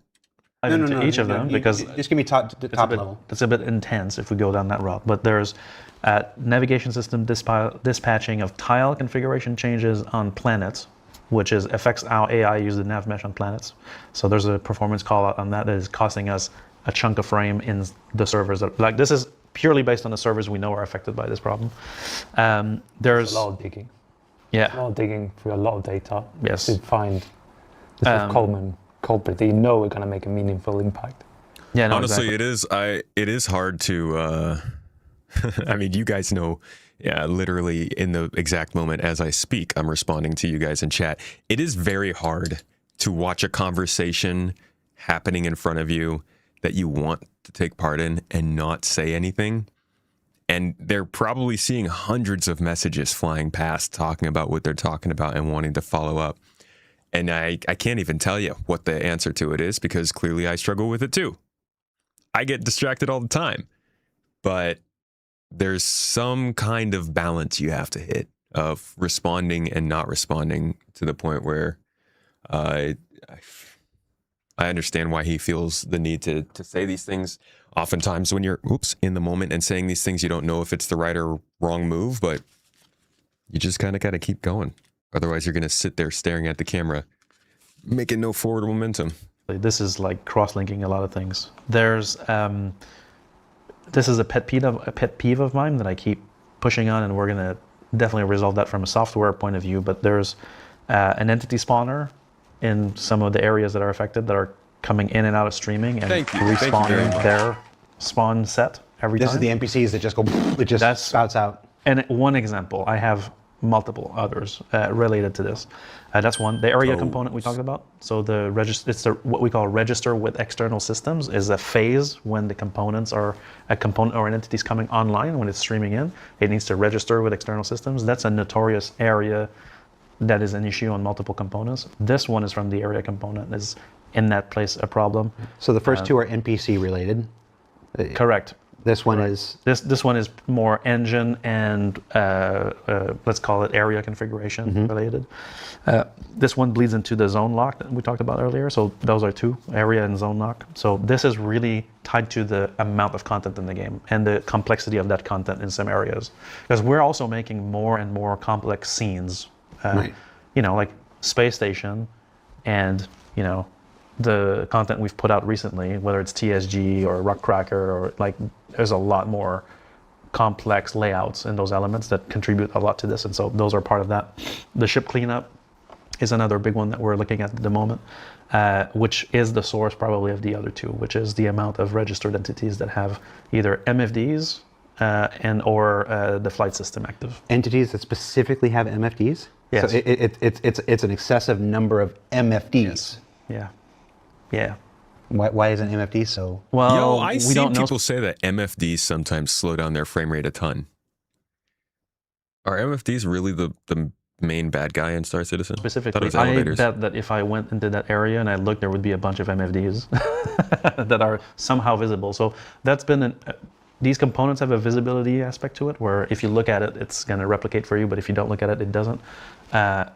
Might be a malfunction with that. We're not sure. Right. So the ship is breaking, but the MFDs are still visible. Yeah, it could be like broken ship MFDs. You know, like we've seen weird things. Like, you know, everybody knows about the graveyard. There's been other graveyards in other areas, right? So there might be a new one we haven't found yet, where there's somehow MFDs end up there, right? So you have a couple AI NPC related things, NPCs, and the way they interact with the surface of worlds, planets, and moons. Yeah. NPC spawners, these things that load, outload, and then respawn their entire their entire allotment of AI when they're already out there. So you got some NPC stuff. You got some location stuff. The locations are getting more complex, and the area system is not properly culling them. Yeah, it's an optimization at this point. Like, the functionality is correct. It's slow. A lot of. Yeah. A lot of it, yeah. And then there's the ship specific one, the cleanup stuff, and then there's some raw entity stuff that we also suspect is related to the ships because the ships have the most entities. And one final one that is fire. So there's been some ships catch fire, and depending on the size of the voxel grid, we've seen the area physics properties of how the temperature system interacts with fire actually needs a big optimization, and it's costing us frame time. Where that's a combination thing because internally we can't reproduce it, but we see the cost on some of the game servers that are running slow. Okay. So optimization issues are really hurting them, but I do wonder. We won't find this out for a long time because they don't need to be optimizing a ton. But can you optimize it enough for it to be good, or is there just stuff that is literally too heavy for it to work in the game? So these are the top 8 ish kind of culprits to just raw server performance. We can optimize these 8 things. We should see big gains. I wasn't going to say big, but I'll let you say it. Big gains in server performance. Big gains. Now the thing with everything with optimization, right? It's a fog of war, right? When you fix that, that's what was slowing it down. Then you find the next thing and you get rid of the elephant, and behind it is another one. It's the 7-Up can that was slowing us down. The Pepsi can would have been slowing us down the whole time, but the 7-Up was doing it first. It's so the coffee Pepsi cup. never got a chance to slow us down. It's the coffee cup. You optimize 7-Up, and now Pepsi's like, my time is here. Yeah. I can screw you over. I can now be the one on top. The choice of a new generation. Yeah. That's how old I am. Did you guys have that campaign here? A bunch of children. There's only one nodding head over there. The same properties apply to crashes, right? Typically, when we do like stability checks on game servers, which, by the way, other than the 2 big issues that we've had, the baseline stability for 4.8, outside of these 2 events of the missing entity classes and the Idris problem, overall stability has been in a really good range overall, and so we've been happy about this. Other than now the stats are terrible because of this, so we'll have to take a look. But the same properties apply to crashes. So when we look at top crashes, you're like, oh, we just have to fix this one. It's super high frequency. Then we fix it, and then, oh my God, there's 3 more, right? And so it's a fog of war. Optimization and crash stability are like fog of war activity. Glitch Hydra. Yeah, you've got 7 now. You know what those are. We fixed them. It might be the end of it. It might not be.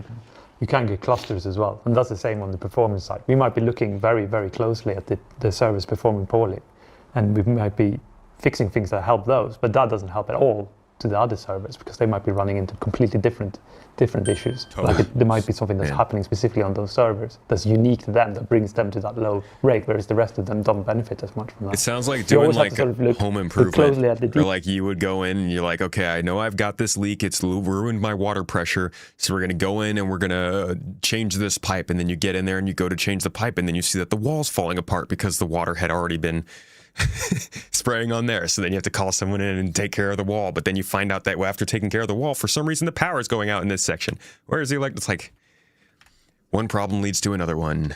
Rate, whereas the rest of them don't benefit as much from that.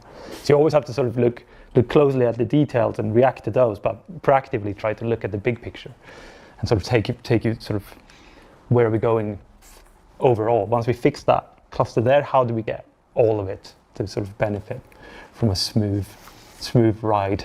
What do you think? Just a ray of sunshine, yeah. Yes, that's it. I'm just bringing the butter. Yeah, it's gonna be all plain sailing. I wanted to touch on in my notes I've got, because there was other issues in 4.8 that come from other optimizations that we've done or other improvements that also contributed to some perception on the patch. Okay. So there's one thing that we're battling on the game side is that, we mentioned how we're transforming the game from one model to the MMO model, right? And that means scaling systems. When we say that, we really mean transforming those systems to be service powered, right? So instead of being all in the game server and it's all good, right? we transfer these things to be service powered, right? So the server no longer has to run transit. The server no longer has to run. In part, right? It could be transit, it could be other things, right? Like for example, missions had a part of the mission system needed to be pulled out of there to be able to have server meshed missions, for example, right? So there's a lot of work behind that to basically dissect some services and move them to some game systems and move them to services. Now, interacting from the game client with services that are on cloud infrastructure is kind of a different discipline than being a gameplay programmer doing a gameplay feature, right? Let's say I'm working on the main character, the actor in the actor team, like Jens, for example, and I'm doing a feature around that. But my world is kind of self-contained to the actor. If I'm also doing the replication side of this, which typically our gameplay programmers do both, but I know about the replication side of things, but that's the bubble. It doesn't exist that bubble, right? When you talk about cloud infrastructure, cloud services, that you need to invoke, service APIs to do something, whether it's inventory service, right? Whether it's reputation systems, whether it's friend service, social systems, whatever. That's a different type of programming that tends to always be based in what, for the layman's is asynchronous programming. So, not all C++ gameplay programmers are well versed in the asynchronous aspects. More and more today, but it's still always a little bit of a jump. And so we've realized that there's a little bit of fragility in how some of our game systems interact with cloud services. So one of the particularities with this is that you need to design for things that can fail. That sounds horrible, but that's the way it is, right? When you visit a website and it's loading assets and one asset doesn't load, your browser is going to retry and you're not even going to see the difference, right? Now, the game in some areas, and I'm going to focus on the one I wanted to talk about today, which is inventory, is very fragile in its interactions with the backend systems. And so we had an issue in 4.8 that was, from a backend perspective, extremely minor. We're talking about, 100 requests out of millions of requests every 2 minutes would have a problem, right? But the net effect, because that was affecting the inventory, is that people's inventory would get stuck. And so the effect on the game was completely magnified from what the backend team... Because you can't do anything with your inventory, really.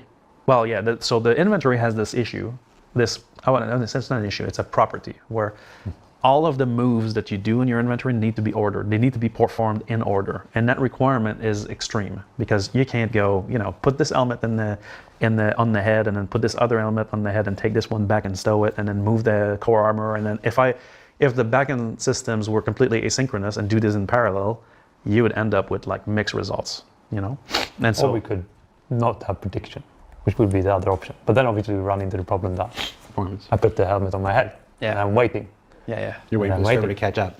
I'm waiting. Right. You're waiting for the server to While I'm doing that, I can't do anything else. And so Anytime, I'm waiting for my helmet to show up. and so this minor, like I said, from a backend perspective, 100, 100 times out of 2 million is what you said. 100 out of 2 million. Every 2 minutes. Every 2 minutes, right? Which was a heartbeat problem. Anyway, it's been fixed. But the net effect was that you're making moves on your inventory, and then one of the moves stays there to the possible maximum of the timeout, which is 8 minutes in this case, which that's the problem. But, it's a long time. And so now, if you look at, backers at this point that have been with us for a long time all run with some display info, and so they see the pending moves debug on the UI, and so they can see, there's a move that's stuck, right?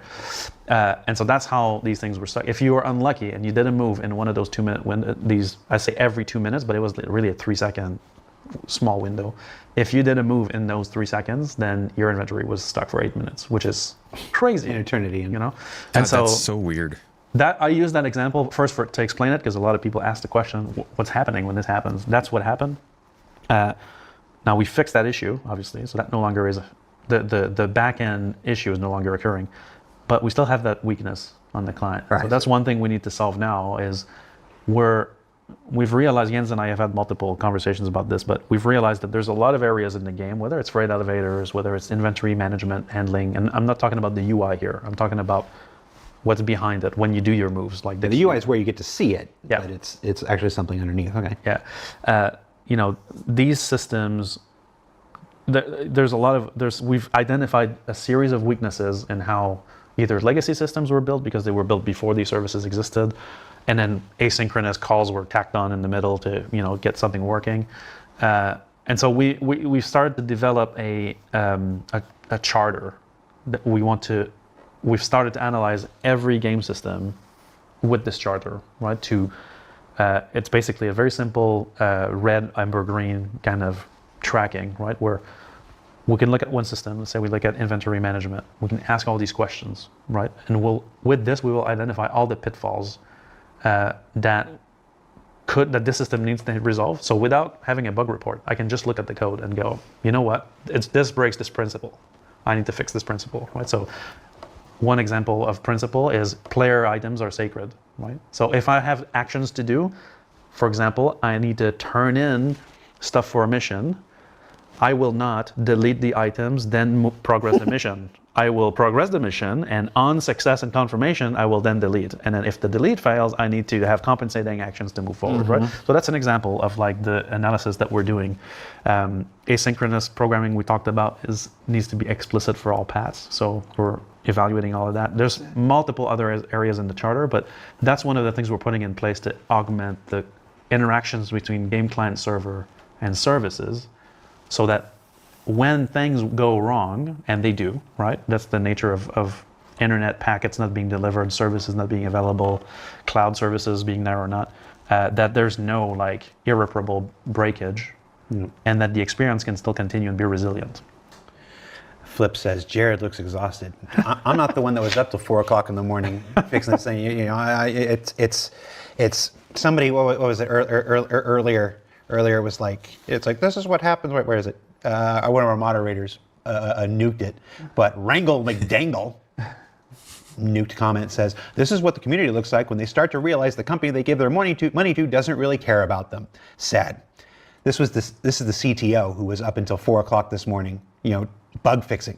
Not just the directors and the programmers, and he had plenty of people with him and whatnot, but they're up to all hours of the night trying to get this stuff going and whatnot. And then they come here and they do this and whatnot. This is not people who don't care. Yeah, man, I think Benoit is one of the last people in this company you can say is not at least trying to like figure things out for the player. Come on, man. Benoit, of all people being on, I think, has proven that he really wants to try and get this figured out. And maybe he doesn't have all the tools to do it, or maybe he's not in the position to do it, but he definitely comes off as trying to figure out what the heck's going on. He's tried to not throw anyone under the bus, but has alluded to previous programmers making bad decisions early in the project. I was just talking about it here in the chat, like the problems that they're running into exist because the game they were originally building is not the same game as it is now. When they built this stuff, they were planning on, I did a video on this actually last year. I think I'm going to do another one, probably with a different intro so that maybe it does a little bit better. But I think this is a very important topic. If you go back to, this is kind of a hard one to look for, but all you have to search on Google is Chris Roberts instances, and you'll get this 2012 document that I believe he authored. I think he might have written it, all about Chris Roberts, his multiplayer aspirations for Star Citizen, his single player aspirations for Star Citizen, and how instancing was meant to work in the game. This was an entirely different kind of game that they were trying to build, and it talks about how space was going to be an instance, every city was going to be an instance, every point of interest was going to be an instance. It was all instances all the way down. And so that's why when they made the PU, they made it with like 25 players, then they expanded a little bit to 50 players. But for the most part, the map to the interaction system to the inventory all was just made to work in this super small 25 player test environment that had like a few space stations, a planet backdrop, and like a couple places that you could go in an asteroid belt. And it's not to say that the systems didn't suck for that version of the game as well, but at least back then they were kind of stuck between this idea of a really, really big open world and something that was a sequence of instances that wouldn't really have to account for that many entities at once. And so, yeah, I think from the star map to the interaction system to the inventory, all of these things we see getting upgraded slowly are getting upgraded from the versions they were used for that back then. That's why they can still feel fairly archaic. I'm not saying that they should have been that bad at that time either. They were like it's not like they were great additions to the game even in 2015, but they were definitely geared towards a different type of game, and we're really just starting, not just starting.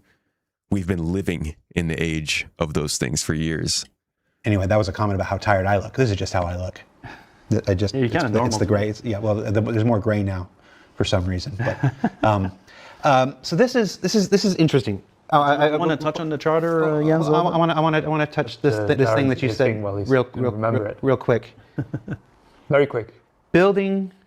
So the system was built for kind of perfection. It expects everything to work the way that it wants to. And because the system was built without the expectation of some level of failure, it ends up, when it gets some level of failure, it fails completely. So you actually get, so in a weird way, if you build something with the expectation of no failure, you end up with a lot of failure. Right. And if you build something with the expectation of a little bit of failure, you end up with less failure than you otherwise would have, because it's more nimble, and it can adjust, and it's self-healing, self-healing stuff. All I hear is Jared telling me I will always fail. This idea of we don't plan for failure or whatever, and every time I hear something like that, we don't plan for failure or whatever, I'm just remembered of NASA. I'm talking NASA in the 60s, like these are people who plan for every kind of failure, and that's part of why they succeeded. Yes. So what you're talking about just kind of reminded me of this interesting paradigm shift or philosophical shift of creating for some level of failure so that we can be nimble and self-correcting, and then we end up having fewer things like what we're experiencing, where the whole thing just craps out for 8 minutes and stuff. It's an interesting philosophical switch. I think Benoit is absolutely right as well with the challenges from a gameplay side. Certainly, if you come from a background of running things only on your local machine, it's so responsive, right? Whatever you do, it just comes back immediately. And suddenly exactly. And suddenly you have to work on these premises where your timeout might be 8 minutes later. It's a from a scale point of view. That's an extreme example. That's a very extreme example, and you go, how do you, and as well as much as you all, from my point of view, as from the gameplay side, is obviously I still want to always be super responsive to the player. So even if it's self-healing under the hood, you should still see everything you do have an immediate reaction in game. So that's why we always predict, and that's why sometimes things go wrong, but we accept that things will go wrong and we roll back. But we try to sort of be right more than we're wrong. So like you said, only be wrong a tiny bit of the time, not all the time. So I wanted to touch on the charter, without going into details, but just because people are asking, what are you doing about it, right? And I think that this kind of audit where we can kind of leverage our programmers not just to build the features, but all, because gameplay programmers are going to be in their world when they're doing something, and so they're making the feature, they're trying to make it feel good, and then they're like, it works. That's the happy path, right? Now let me unplug the internet, right? Let me unplug the internet for 2 seconds and plug it back in, right? Or it's basically on the online side we call it chaos engineering, which is more like let's kill processes and see what happens so that we can recover. On the game side, I think that we kind of need to bring this perspective to the table to every developer so that they can evaluate their own work against, basically a rag sheet of like, explain the longest async chain in this component, and does it have every path handled, and can it be retried, right? Well, just with that, I solved half the bugs that we can see in some of the systems that interact with cloud services specifically are the areas that are now. There's way more principles and stuff to look at in the area, but that's what we've been doing, is to basically like bring this so that it's not just the leaders that bring it, that sort of the hammer down of like, you need to do this way, and this is what we do. It's more like bring it as a culture throughout the gameplay teams. And making a multiplayer game sounds like the worst.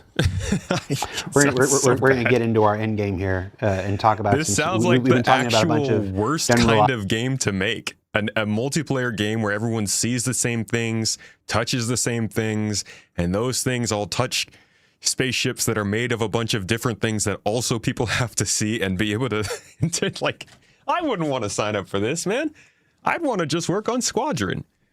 This sounds like misery. Stuff. So we're actually going to get into literal bugs here in a bit and do a little pseudo bug smashers here for a little bit. Before we get to that, because that's our last part, and then we got to go and whatnot.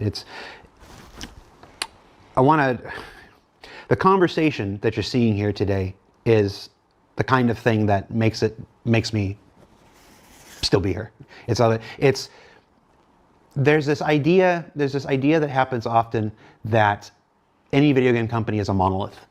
That everybody that works for a video game company all thinks the same thing, all works the same way, all has the same level of experience and philosophies and stuff like that. And if there's anything, if you've watched we just looked at it the other day, it's like 1,600 videos that I've made for this place in this time. If you watch all of those, the first thing you should know is it's not a monolith. It's, we're not a monolith. No studio is a monolith. There are people with different ideas and different philosophies and different aptitudes all working together to try to make this creative thing. You'll see 100 quotes online about how the creation of a video game is more a miracle than anything else. That we take this time and show that we're not perfect. That we take this time and show that even after 14 years, 15 years, we're still learning. We're still developing. We're still changing the way that we work. We're still getting better at stuff. It's easy to weaponize that against us. Oh, well, they don't have any idea what they're doing, or I can't believe they're still figuring this out. This like this. Because I see the comments. I know there's those of you out here that will do that, and there's nothing that I'm going to say or do here today that will stop you from doing that. So, do what you're going to do. Very true. But I love. And I think it's more honest, and I think it's more in line with what this project set out to do back in 2012, to sit here, to have these shows and have these moments and be like, yeah, we're working on it. We're figuring out, we're changing the way we work. We fell behind in this area. We have to change the way that we build things for an MMO as opposed to what we were doing before and stuff like this. I just always appreciate anytime somebody comes on this show and is willing to roll those dice, because there are already people in the chat now, there will be people on YouTube, there will be people on Reddit and like this who will take the things said here today and weaponize them. Yeah. And that's fine. It happens. It's always going to happen. It'll never stop happening. But it doesn't stop you from coming here and being as candid as you are, and I really appreciate that. We really did meet at like 9 o'clock this morning, and for 3 hours talked about everything. Like, where are we still going to do this show? It's how do we do this without being as honest and as candid as we are and stuff like this. It's just, I was like, we just kind of do it. When you don't know what to do, usually I find the truth is the safest bet. Mm-hmm. We're gonna at some point in the future, I don't know when, but at some point in the future, we're gonna end up returning to this video for some reason to look at something that they said that probably didn't go that way, and maybe it's weaponizing, maybe not, but I do definitely think that these talks are good, if not for anything else, just like reminding folks of what was said previously about this stuff. Mint Cake, thank you for this membership on YouTube, dude. Hope you're enjoying. Something you want to add? I want to get to the last kind of phase. I got one more thing. You got one more thing? That was in my list that I just wanted to touch on, which is shard lock. The fact that I'm bringing it. By all means. What's shard lock, Ben? Yeah. Well, so I want to say first that shard lock is it's kind of a community word. We didn't come up with this, actually. But the way we've architected Star Citizen, even though it's an MMO, we operate it from an ops side of things like a match-made game, right? When you come in and you pick a shard or you shard hop to one of your friends, you're just getting one of the shards that's currently running, right? And the process of bringing your character and unstowing it into the shard and then allowing you to unstow items from your inventory down into the shard and putting it back up there and getting out of there, right? It's kind of our attempt at not applying a classic MMO setup, server setup to Star Citizen, where you would create your character on a server, which then needs to run at all times, that when it's low population, we need to consolidate, that we need to character transfer or character rename, and this typical kind of MMO grid system. Welcome everybody, right? Thank you for coming in. This is your captain. It's a company desire to not do that pattern and to instead keep it fluid like it is now. So shard lock is a little bit of a price to pay for the rapid movement between shards. Your character will need to stay in the shard until the hybrid decides that you're properly disconnected, that you've been gone or that you're coming back or not, and then move you back up. Now, Price to pay, boys. Price to pay. I'm not. I get what he's trying to say there, but it does definitely sound like he's like, you know what, players, you just got to deal with it. This is what we got to do to get forward. But I do appreciate him approaching this topic because shard locking sucks. I don't even know if I'm still shard locked or not. Vertigo, thank you for the raid, buddy. Welcome in, man. Good to see you. How you been? You been beating your head against the proverbial death trap that is Star Citizen? Actually, no, I heard it's gotten a little bit better. Heard things have improved. Have you been playing Star Citizen? Can you report to us if it's safe? In the meantime, I'm gonna throw you a raid. Mods are sleeping because it's afternoon. Thanks for dropping in here with your folks, man. I hope you had a good stream. You're not even really mad, Spartacus. You just think they need to be honest and actually just spin off Arena Commander so backers will still have something to play, and go ahead and completely rewrite the completely rewrite it. Oof. Oof. I really do hope that at some point they put Arena Commander on Steam as like a free-to-play, and then let people unlock skins in Arena Commander that you could use in Star Citizen. It would be the best Trojan horse ever, dude.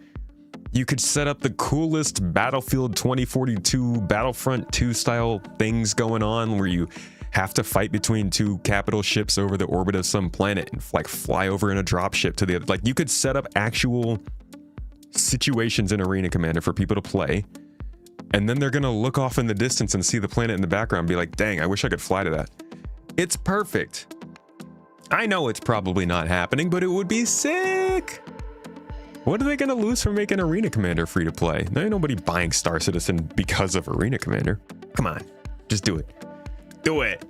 I dare you. Run into some issues for some players. So there's a subset of players that ended up being shard locked. In this case, it was because of an infrastructure failure, a small knock-on from a change that we made to as part of Imprint. But basically, these characters we track where you are with what we call the stow context. And so for the entities that we care about, because we don't care about every entity, your player entity is definitely one we care about, we track where it is in the game world using your stow context. So are you stowed in the global inventory, and in what inventory are you stowed? Or are you unstowed in a shard? And if so, in which shard?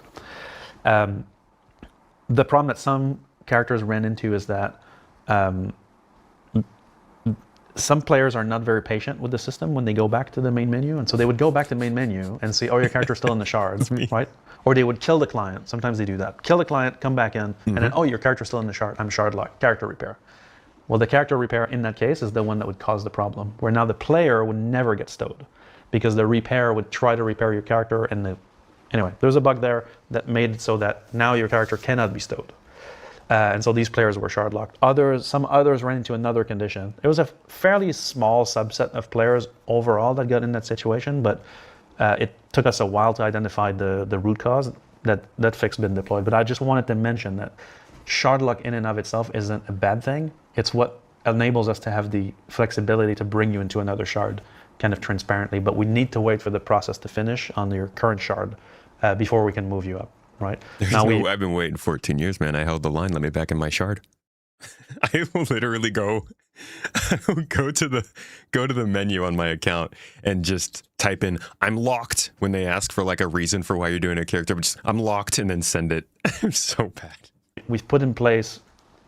We are in the process of putting in place active monitoring for players that get unstowed in shard and stay there for a long period of time, so that we can attempt self-corrective actions if we run into that condition again, so that this way we don't need to chase the actual source. We can actually get some self-healing in place. But I just wanted to touch on what shard lock is and why it's kind of normal, and that it's better to be a little bit patient with it than to jump to character repair right away. I'll take that to heart. I'm sorry. Yeah, I don't have anything to add to that. That was Me neither. Sounds really good. It's not shard lock, unless we have to. Yeah. And if you shard lock, just wait for a bit and you'll be good. See, of course. So much of what we've talked about today is essentially growing pains of this.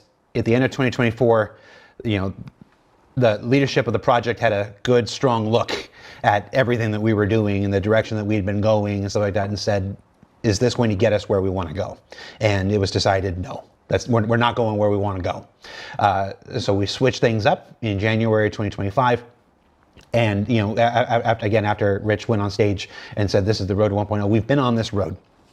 All of these major content drops, Stormbreaker to ASD to Rock Cracker, these are all locations in the 1.0 story. They have content that you're playing now. Thank you for saying it. Holy crap. I don't think CIG has said that yet. I really don't think they've ever actually stated, hey, the things that we're adding here are literally meant for Star Citizen 1.0. They kind of insinuate it in saying like people will find it later. But the amount of people last year who would come in and say, oh, no point in doing Hathor, it's broken. Why did they even add it? Oh, the ASD stuff's broken. Why did they add it? Stormbreaker's broken. Why? It's because it's not for us. It's for the final game. And I wish that they would say this more. But these are all part of this larger roadmap of the major story of 1.0 that will come online with that, and the gameplay that's designed to take you through the 5 star systems and like that. We are actively building this 1.0 out in front of everybody. So we've made more progress in the last 18 months than we did probably in the 4 years prior to that. I'd see if I get in trouble for saying that, but it's what I believe. I will say this, though. I did not think they were related to the actual main storyline, and I'm wondering how accurate that is. What I think they are... Sorry for getting distracted. You know me. It's just, we're never going to get through something straightforward, unfortunately.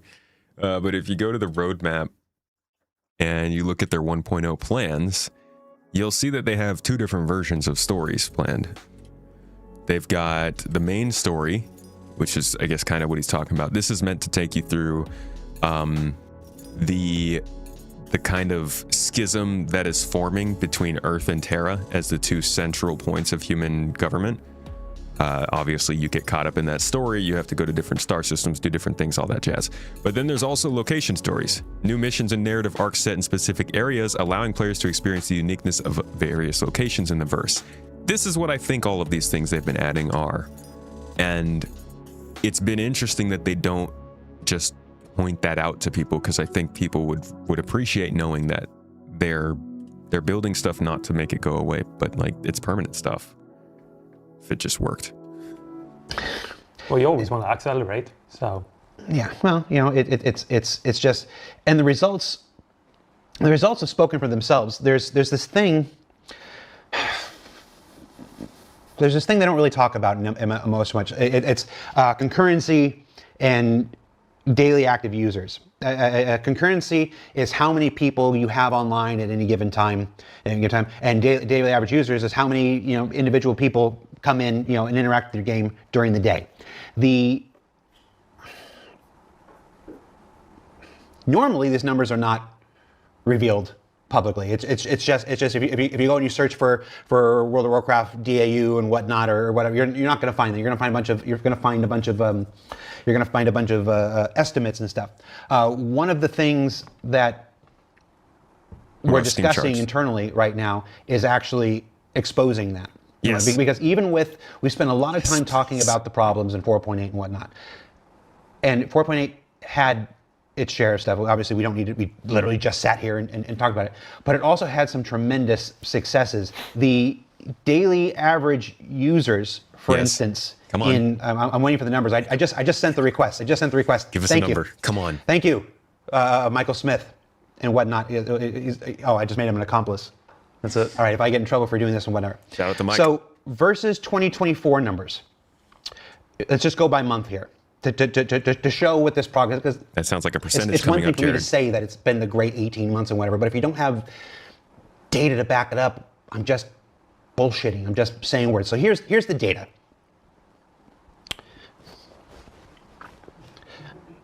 In January, 2024 versus 2026, saw a 30.1% increase in daily average users.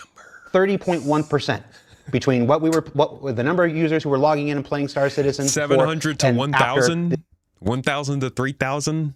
That's way more than 30%. But like, what's the number? And as part of this last 18 months of stuff, in February, 2024 to 2026, 63.8% increase in daily average users and stuff like that. March, 50.2%. April, 59.8%. May, May's always a big month for us. It was a modest increase of 14%. Because May and November always draws everybody back and whatever. Never had a problem getting people in May and November. And then in June, which is when 4.8 and like June this, is rough. 55.4% increase over 2024, a 25.1% over 2025, and whatnot. So it's been 25 and 25 over the last 2 Junes and whatever. The game is unequivocally going in the right direction. It's the amount of users we have, the amount of people that are engaged. This isn't new signups. These are people who are actively playing the game. He keeps saying the amount of users, but we don't hear the amount of users. We only hear the change in the amount of users. I don't think anybody doubts that the game is doing better than it was 2 years ago. Some people do, but it's definitely better, and I believe that 100%.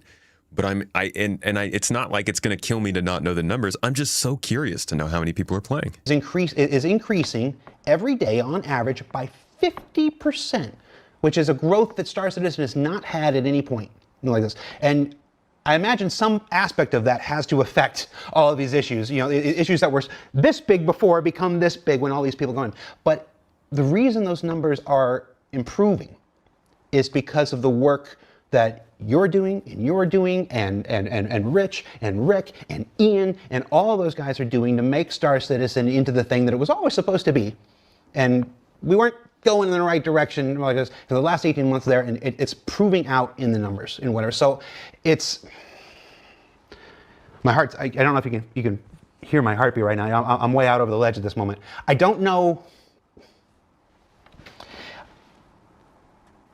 if we're going to sit here and we're going to talk about everything that was wrong and whatnot and stuff like this. I don't think it's fair without also saying that these guys out there, yeah, they've got some work to do. There's some bugs to fix. There's some performance optimizations that are needed, but they are killing it. You are killing it.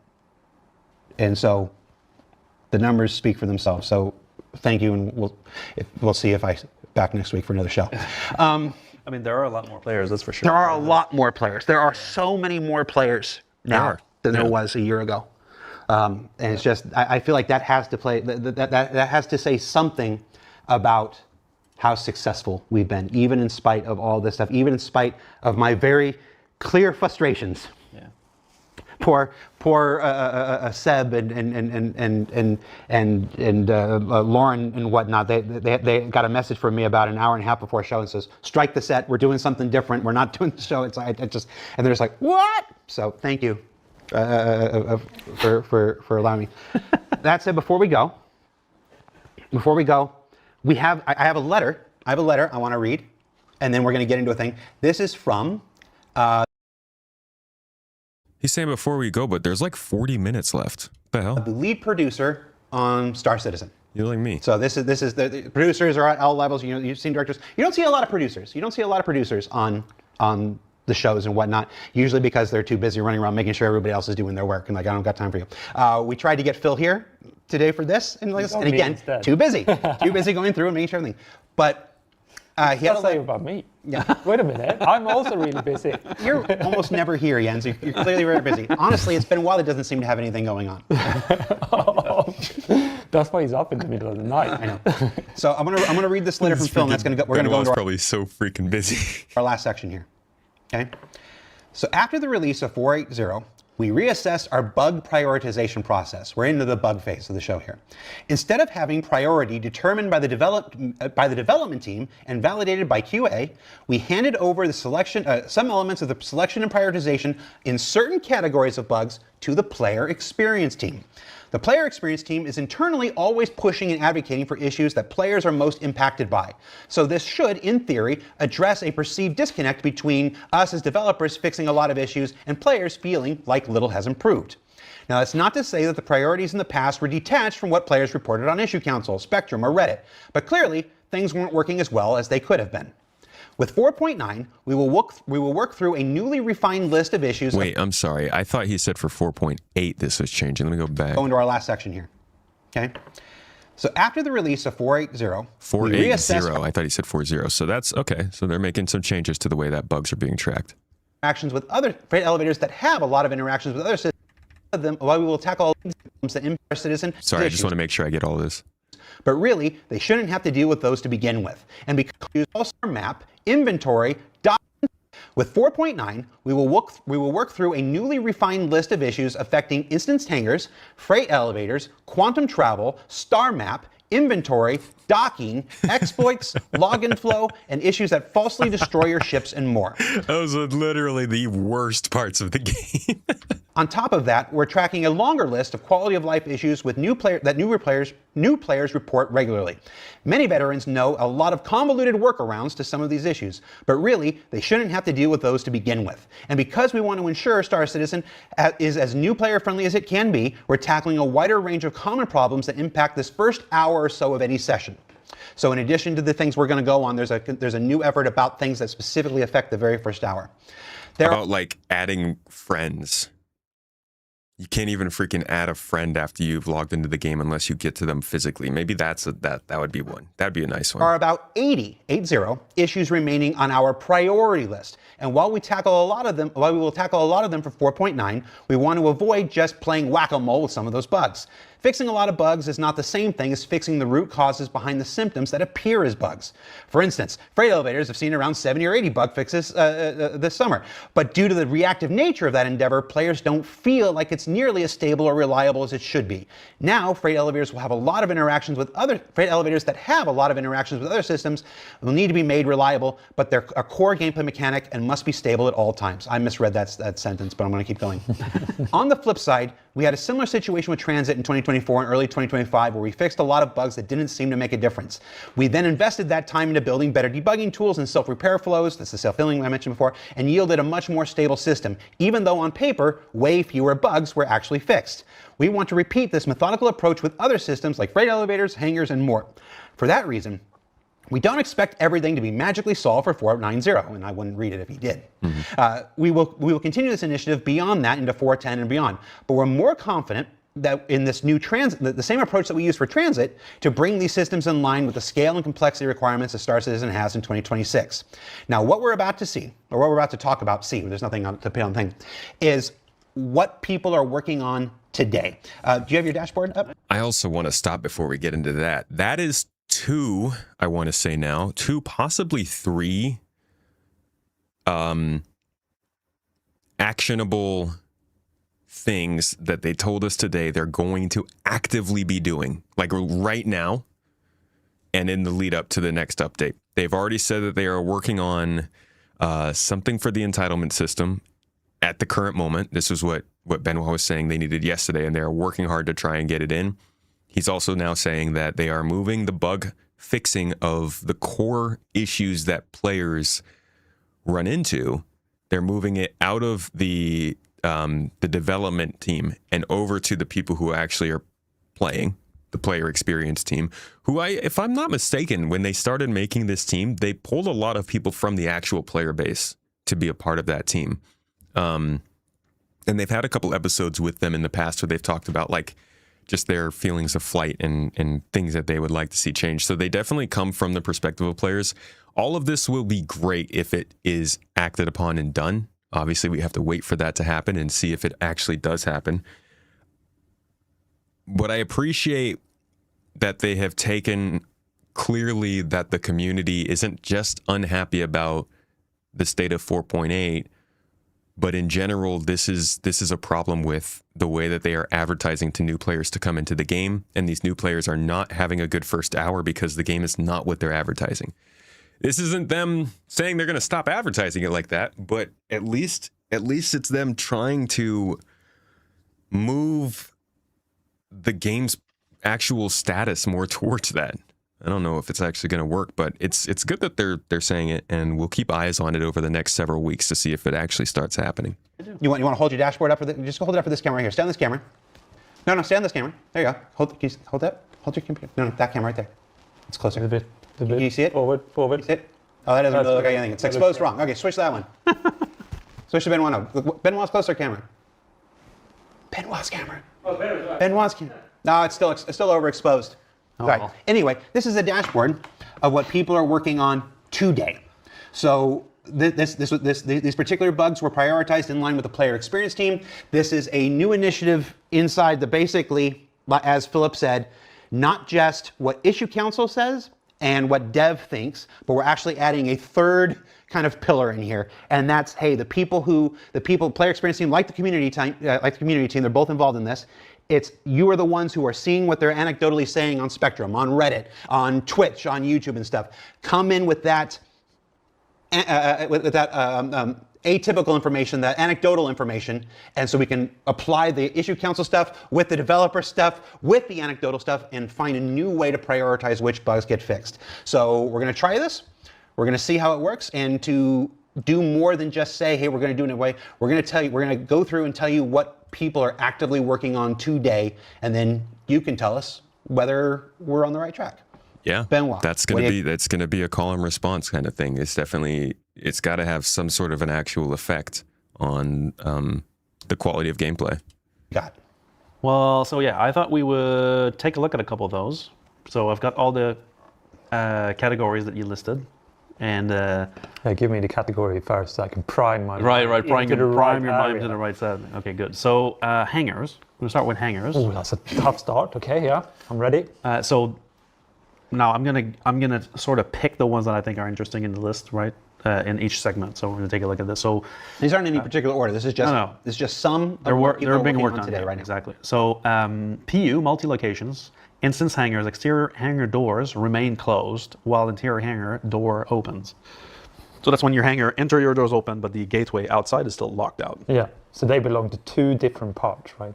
You have the exterior and you have the interior. The interior is yours. You can control that in your instance.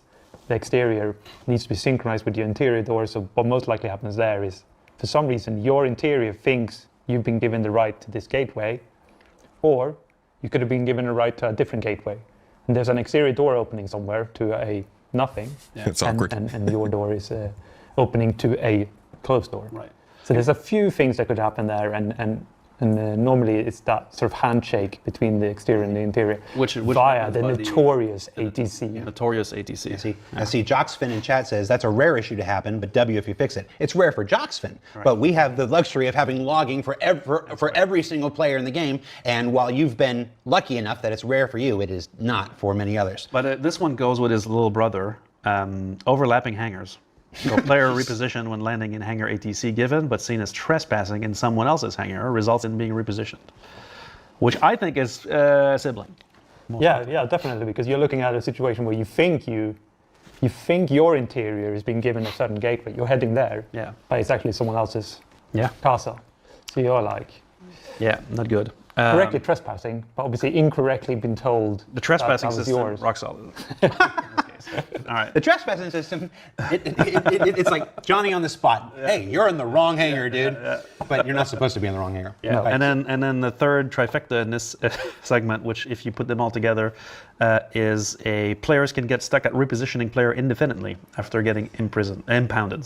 And so if you get impounded, there's a chance that the server will never complete the repositioning that's supposed to take you out of your hangar. Most likely in this case, one of our charter elements, which is that there's an asynchronous call, waiting for a callback that never happens. There should be a timeout so that it can be retried and complete. In this case, it gets stuck there. Well, it can also be validation.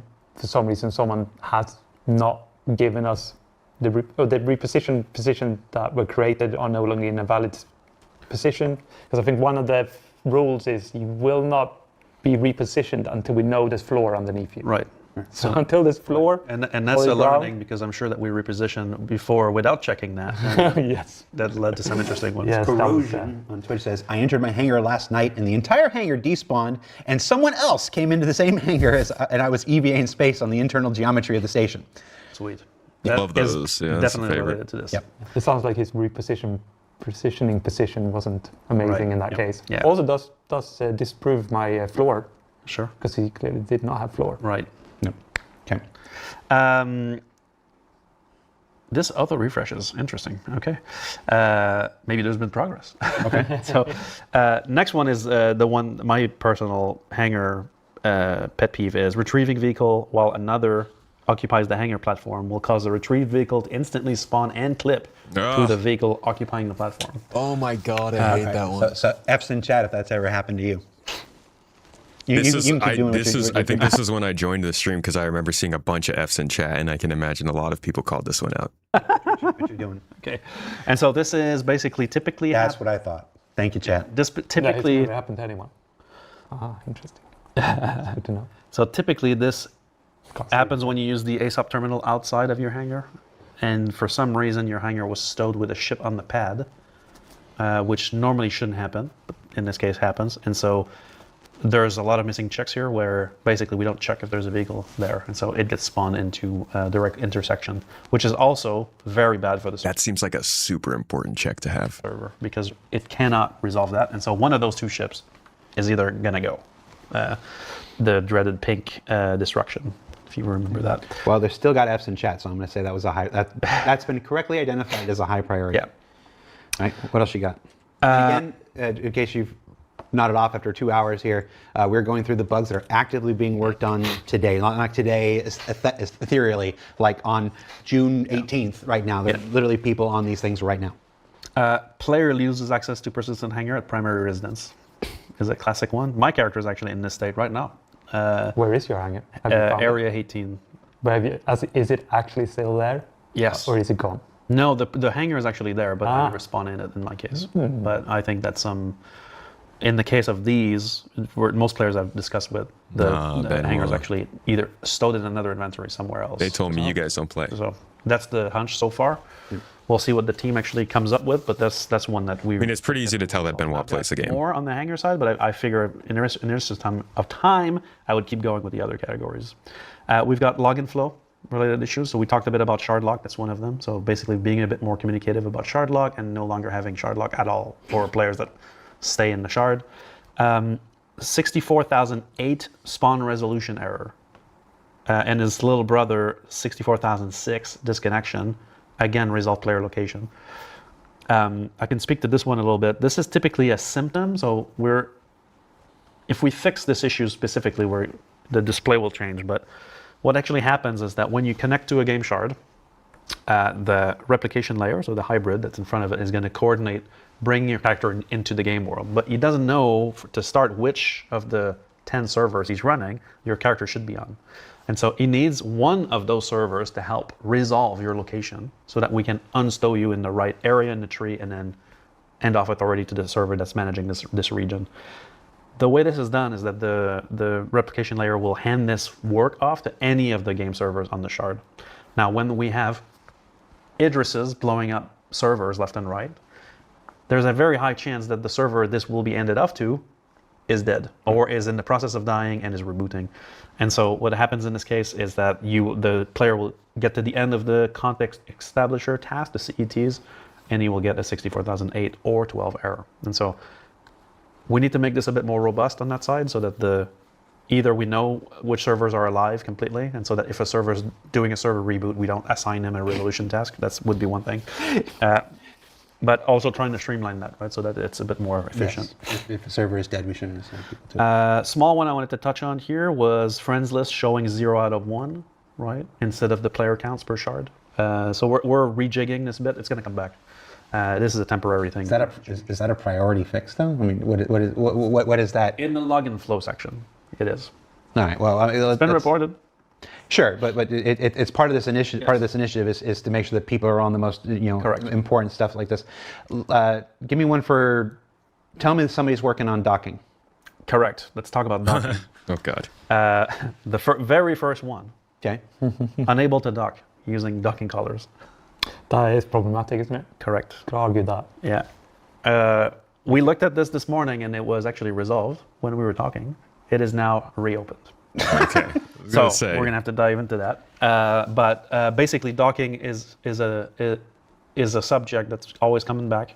In this patch, has been also contributing to the overpopulation of ships because players would just basically land on pads and leave the ships there, or where there's no impound, and so that's a big issue. So, first one is unable to dock using docking collars. So I can quickly just go on. So when you say it's resolved and then reopens, so what happens there is the developers, to the best of their abilities, found the issue. They fixed the issue, they've tested the issue locally, then gone, it's solid. I know how to cause the error, I put a fix in, my fix has been validated, I've now resolved the issue. But obviously, in this case, what sounds like the feature is not working at all, clearly there is a situation that either they didn't predict or that doesn't happen on a local machine. Again, we talked about you don't It have works the on my machine, but the second it got up to network validation, it fell down. That said, though, I will say that we have a very, very impressive setup for locally running what is a replica of what we play in live, which is amazing. It's an amazing system. There's an entire pseudo live environment right here in the office. We call it the CIG dev kits. Yep. Yeah, it's really cool. But unfortunately, in this case, clearly, is there one or two more for docking? Yeah. After manually docking a vehicle, there is a chance for the docking bridge to lose collision, causing the actor to start to EVA. Most likely close to another issue we've seen on the command module about managing physics skip lists, which is how we, elements we want to skip from collision in certain cases from a given perspective. Probably related. Is this when you're trying to dock and it ends up just yeeting you out into space? Yes. Okay. That's right. So someone's you don't want the docking collar to collide with your ship and cause lots of problems there, right? So there's a period in time when the two are trying to get together, and it's just people just need to get good and stop. They have to dock perfectly. Cargo services will not respond to hails, making players unable to request cargo loading zone related to ATC and docking in this case. That's another one we're looking at. Freight elevators? Freight elevators, let's skip to that. So hauling missions have no cargo to pick up at the collect location. So this is basically when you get to your mission location and it's like, hey, pick up this adenite from this location, and you get there and there's nothing to pick up. So there's somebody on that right now. Yes. Again, everything we're talking about in this section has somebody actively assigned to it, working on it right now. Yeah. That's a bridge between mission and freight elevator, which is interesting. Which is that's not just difference in triaging. Like, they're making people handle these in real time, which is good. Specific people in this case. Hope they actually get freight elevator is not out. working and displaying an overload error, preventing cargo pickup. Do you want to speak about this one? Because I think we talked about this to death. Well, I think we talked about the overload error is one of those that's a little bit too generic, that can imply many different things. Similar to the ATC or the ASOP saying your ship is unknown. Right. It becomes a bit of a catch-all, and people pull up and it's like they pull up and it looks like it's like a small box or whatever, but they're getting an overload error. The system thinks the small box is a much bigger box, kind of thing. And like Philip said in the letter you so eloquently read out, obviously we fixed tons and tons of bugs on freight elevators as part of a long-going initiative.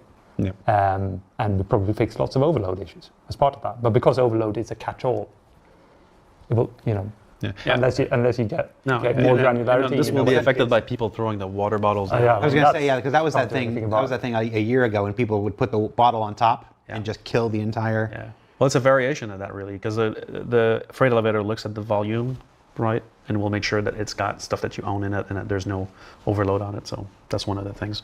It does have good cleanup to the point where it was cleaning up layers recently. See, that's an example where like there's another bug further down, which is you have a chance to lose your cargo by activating the freight elevator kiosk, which is basically a malfunction of that cleanup to prevent the overload. So that needs to be solved. So their fix introduced a bug. Like you just casually mentioned the freight elevator eating cargo. That's the worst. That's. Well, for me, that would be at the top. Right? I mean, because that goes against. I mean, I don't need to be Wickelow's PR agent here, but the reason there's a reason for a lot of the bad. He needs a PR agent. Bad sentiment about Wickelow is because the freight elevator is eating the cargo. Yes. And it's easy to say, well, this is a Wickelow problem. It's not a Wickelow problem at all. Wickelow's a disembodied head and torso behind it. You don't think it's a sleight of hand that he's going like, I'll have some of that and whatnot. It's this freight elevator issue. This is. Or maybe Wicklow runs a 000 graveyard and we didn't know about it. Well, Wickelow's secretly my boss, and he's the one that's threatening to fire me every time. No, man, that is Wicklow's heartless. Frustrating. Yes, this violates the first principle in the charter we're putting in place, which is player items are sacred. But that also highlights that in the same inventory, this is fragility in the transition between the physical world and the virtual kind of UI world that a lot of the sort of inventory lives in. If sort of backend, visualization of the backend, it's a virtual item in a way, and the physical item. I don't want to spend. We're over our lot of time and stuff, and you literally have an airplane to catch to go back, but it's. I'm sorry. The freight elevator disappearing cargo thing is my major major thing. And again, when I do my simpleton's hat on it, it seems like it would just be. It's like, okay, like you got an order of operations. You've got to delete.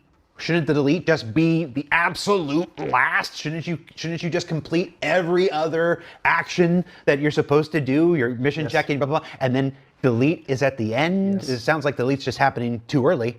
Yeah. Well, in this case, it's a function of the cleanup. Yeah. Yeah, it could be the cleanup, right? And it's something added to prevent another issue now causing an issue that's worse than what we were trying to prevent in the first place. That we come back to. That makes more sense. Okay. Again, what Philip said in his letter, this is one of the places where we want to go back and kind of go like, right. So it might mean that in short term, you're not seeing like bing, bing, bing, bing, bing, lots of like individual fixes, but we're going to go like, what's actually at the very bottom of this, where is it? So it looks like it's an issue with Wicklow, but it's actually an issue with the freight elevator. That's actually an issue with the cleanup system. Yeah, exactly. So can we make the cleanup system? So the cleanup system is giving the freight elevator a bad rep, and the freight elevator is giving Wicklow a bad rep, and the issue is okay. Yeah. I believe it is opposite. I believe ultimately Wicklow is the root of all problems in Star Citizen. Oh, yeah. All right. Just one last one on freight elevators before moving out is freight elevators being inoperable. Going inoperable completely, which is still a thing, which we've had multiple fixes for, but that's one that we definitely need to close out. Okay. Should I jump into QT and star map? I was going to say, let's do QT and star map. Mm-hmm. So quantum travel route resets after setting route.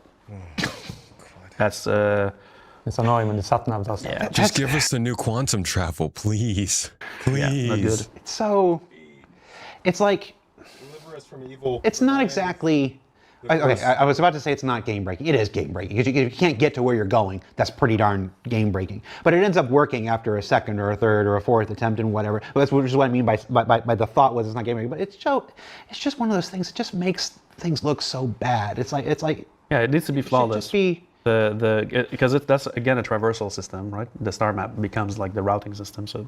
Yeah, and I think again from gameplay point of view, I don't want to sound super apologetic or anything, but the routing is one of those that it's written for a few technology iterations ago now. So there we go. We got some interesting changing coming with one of the future. It undermines really hard, I think. Yeah, little seemingly simple things like that, small things, not simple, small things like that just really erode confidence in anything. Like if I can't even plot where I want to go and you can't get me there, it's like, it's just so... What's the point? Also, the first one is it resets. Next is doesn't plot around obstacles. Next is while in station, destination on opposite side won't set route. Those are the main ones, I think. There's more obviously being worked on, but those are the main ones I wanted to call out. On QT, tunnel exit can be in the same system as entrance, where you basically go through the quantum jump successfully. Right? You're piloting it right. You're doing all the things right. You get to the end, and then you're back in Stanton. Obviously, that's not great. So we're looking into that at the moment. It's my favorite kind of surprise. Hasn't some version of that bug existed since we added jump points in 4.0? Yes. Different source cause though, I believe. Yeah, it's one of those things. It's one of those things where you fix that cause, and then you fix 7-Up, and then Pepsi shows up, and you fix Pepsi, and then yeah. So that's why coupled with this effort of prioritizing these issues, there's also the robustness evaluation we're doing across the board, right? Because it's not just about getting the bugs fixed and then they break again. It's about trying to change the culture behind how we fix them, and then sort of what we check in the periphery of the fix, right? So make sure it's root cause analysis and that it's not just a patch on top of another one, right? So that's quantum in general. I got more if you want to keep going. Star map. Oh, I guess that was star map. That was star map and quantum. Yeah. We haven't said one word about exploits. We haven't said one. Okay, well, we did. Technically, the part where you could buy the weapon or whatever item it was, and then you could break it down, and then you could sell the broken down materials for 4 times what it. But that's worse than an exploit. That's legal and legit in this case because we put those prices in, right? Yeah. So it's not an Legitimate exploit salvage. in this case. But we are tracking several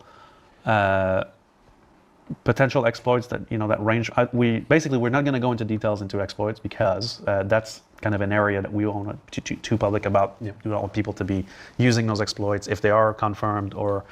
Well, we benefit from those people not knowing we know what we know. It lets us track, it lets us learn more about it, it lets us find not just that cause of it, but that cause of it and that cause of it. When, it's very easy.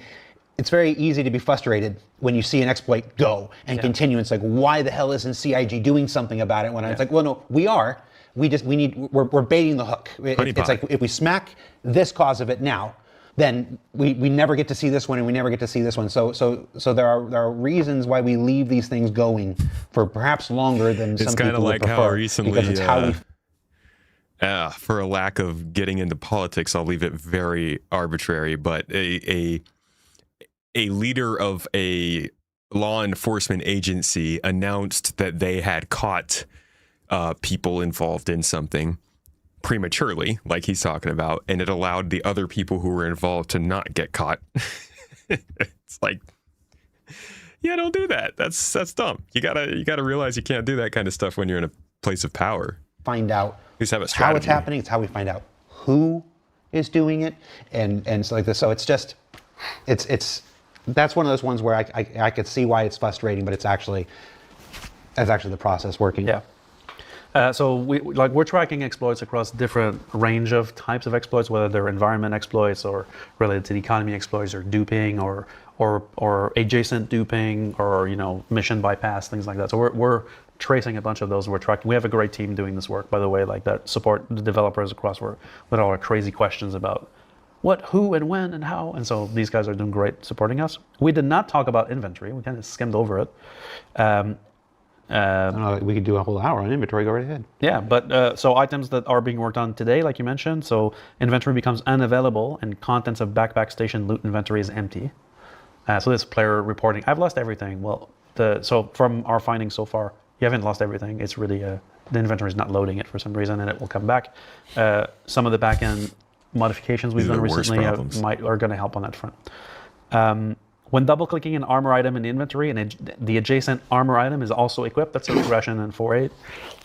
And so that's a bit of an issue because, click a core armor and installs the helmet that's above. I know the team's working on that. The undersuit icon slot in the player inventory will be missing after being sent to Kletcher. I think that's by design. No, I'm joking. But yeah, that's an issue. So if you go to prison... You think criminals don't deserve undersuits? Yeah, there's no undersuits for criminals, but... No, I'm joking.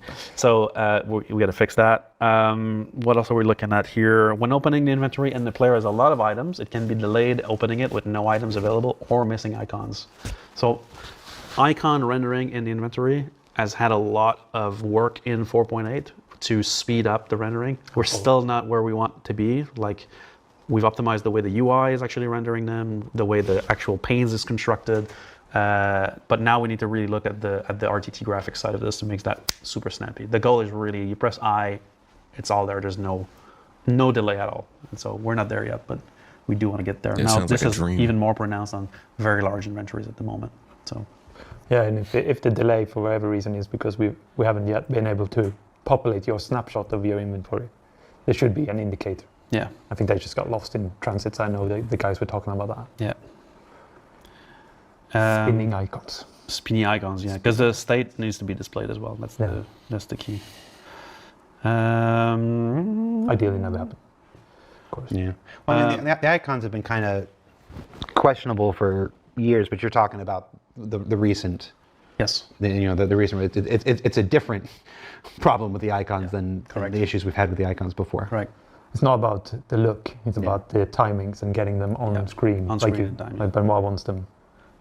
Right like away. That. There's one more that I want to call it on inventory, which is like there is the way it's written is item lost when equipped by mouse click, which is a bit crazy, but there's a. Sorry, I was muted. I really hope that they make it so that we can either display our inventory as a grid like they have it or as a list of some sort. like a table kind of design.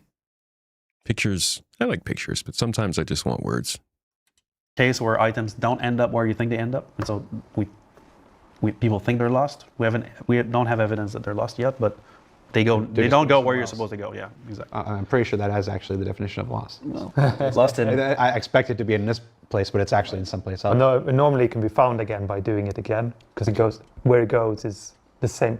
So your next item will go to the same place, which will then replace that item and either send it back or put it into your hands when you realize this. This is again about going from the sort of virtual item to the physical item. We put it on you, but like hidden, and then you play out the performance of putting it into your hand from that state, rather than just popping it into your hand. Yeah. It's that fragility in the some more complex Scenario. when you have multiple async systems. They have to go through lots of steps. I didn't go through most of the first hour hardening that we're doing as well, but there's a lot of issues that are being tracked from the first hour of gameplay. Like basically, you're a new player, you come in, what's your first hour of gameplay? So this goes from ship combat behaviors, rubber banding. We talked about server performance here, that definitely is related. Turning off the power and back on the power on the selected starter ships doesn't also turn on the radar.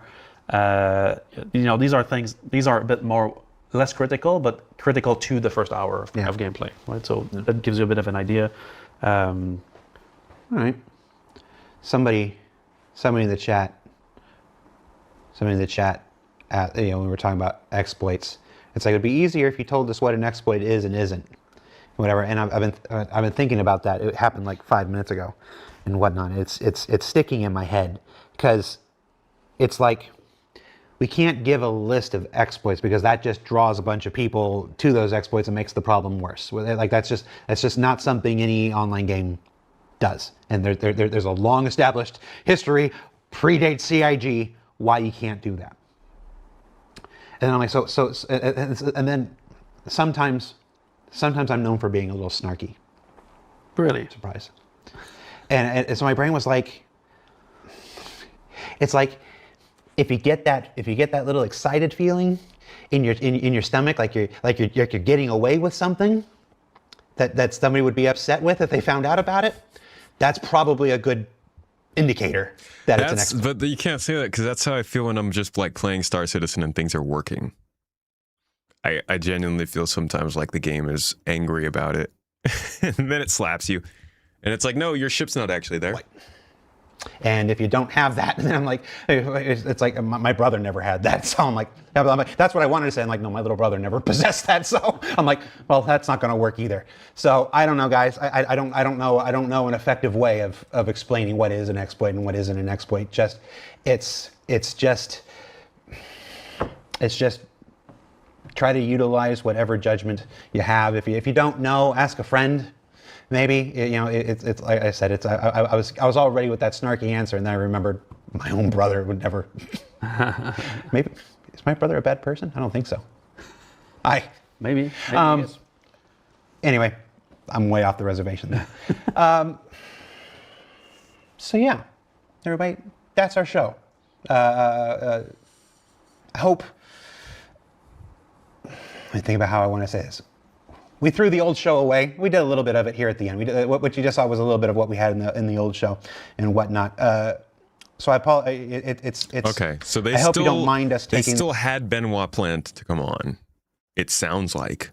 I don't know when they would have set this up. The schedule things weeks in advance, but I do wonder how much of like if he was still coming on, then that's not as big a deal as bringing him on just to do like a get in front of camera and talk thing. The opportunity to have this conversation with you again. This is part of our scheduled stuff. You were here. You're literally. It's no coincidence that you're over here and right now to do this. It's part of our scheduled stuff that we set out to do back at the beginning of 2025 and stuff. I really appreciate that we get to do this. I really appreciate that you guys take the time to do this.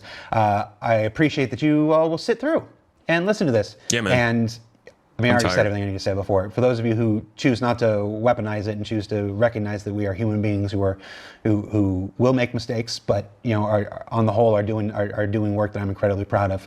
I appreciate you. That's it for our show. I think we're back. I have no idea if we're back next week or whatnot, but after that, I will say all of this talk right now is meaningless without action. It is. We've been on this cadence. If you follow the cadence of patches this year, you should know that 4.9 is scheduled for the middle of July. It was the end of January and the end of March, and then in May we switched to the middle. The next one is June. It follows the same cadence as last year. We just had ones in the middle. So the cadence has been in place for 18 months now. The next patch is scheduled for the middle of July. I don't have specific answers for you yet, but I know there are conversations going on about whether that should happen or not. Whether 4.9 goes ahead as planned, but we remove content from it, whether we keep the content in and we push that release back further to give it more time to address. The only thing I can confidently comment on right now is that the people in this room and the other big decision makers that are having this conversation right now do not want a repeat of what just happened. So we're going to, through one method or another, whether it's removing content from 4.9 that we don't think is ready, or whether it's pushing 4.9 back until the content is, I don't know which direction we're going to take, but none of what we've talked about today is worth anything without meaningful action. So stay tuned to find out which direction that goes. Check in with your roadmap roundup, and I'm sure there'll be an announcement from the community team or whatever about which path we go. But that's it. That's our show. Thanks for watching. I'm Jared. That was Benoit. That was Jens. I think your mom was in chat, Jens. There was at least one person here who was like totally in love with you and was like, they should be on the show every week and whatnot. So I agree. You should be on the show every time. So hi, Jens's mom, I'm assuming. Thanks for watching. We'll see you next time, everybody. Thank you. Alrighty. Holy crap, that was a long one. I'm not going to spend too much time talking about this. We spent plenty of time talking during. What I will say, music's a little bit loud. What I will say is that whatever they do in response to this, fixing the game, making it work, getting these problems figured out, fixing these glitches, whatever it is, somebody's not going to be happy. Whether they have to delay some features, or if the patch gets delayed or something happens, they're going to have to do something that's going to make people unhappy. So I hope that they just like stick to what they're saying here and go forward with whatever it is they need to do. I'm willing to accept that something might slip out of 4.9 or 4.10 or beyond, as long as we can see action moving towards getting this game to be more in line with what they're advertising and what they are trying to bring all these people into the game to play for the first time. It's gotta, even if the features aren't good enough to make the game feel fully featured, they need to work. They gotta be functional. So I'm glad that they took the time to go through this. I'm probably gonna have to freaking split this into 2 videos because this was just stupidly long. And I don't know if I want to upload a 2.5 hour straight talk like this. Who knows? We got persistent item stats in 4.8 for 4.9. That's good. I'm glad to hear that. There's probably a lot more to talk about that's going to come out from this. I've got to watch this again on my own when I'm not on a stream tired and stuff. And I'm guessing I missed some stuff and I got a long plane ride tomorrow, so that'll be good.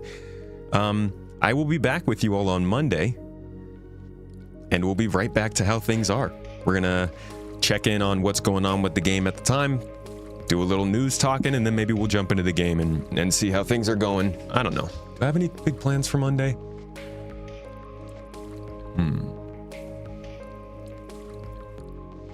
Yeah, I don't have anything planned.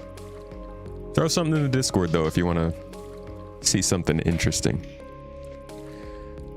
Anyways, guys, thank you all for being here so much. I appreciate you. I hope you enjoyed if you're here for the live, and if you're not, hope you enjoyed the review of all of this, the live talk and all the chatter we do. If you want to join for some of this stuff and come and chat and talk and see what everybody is getting into in the Space Tomato community, we've got a lot of really good conversation going on here, and I appreciate it.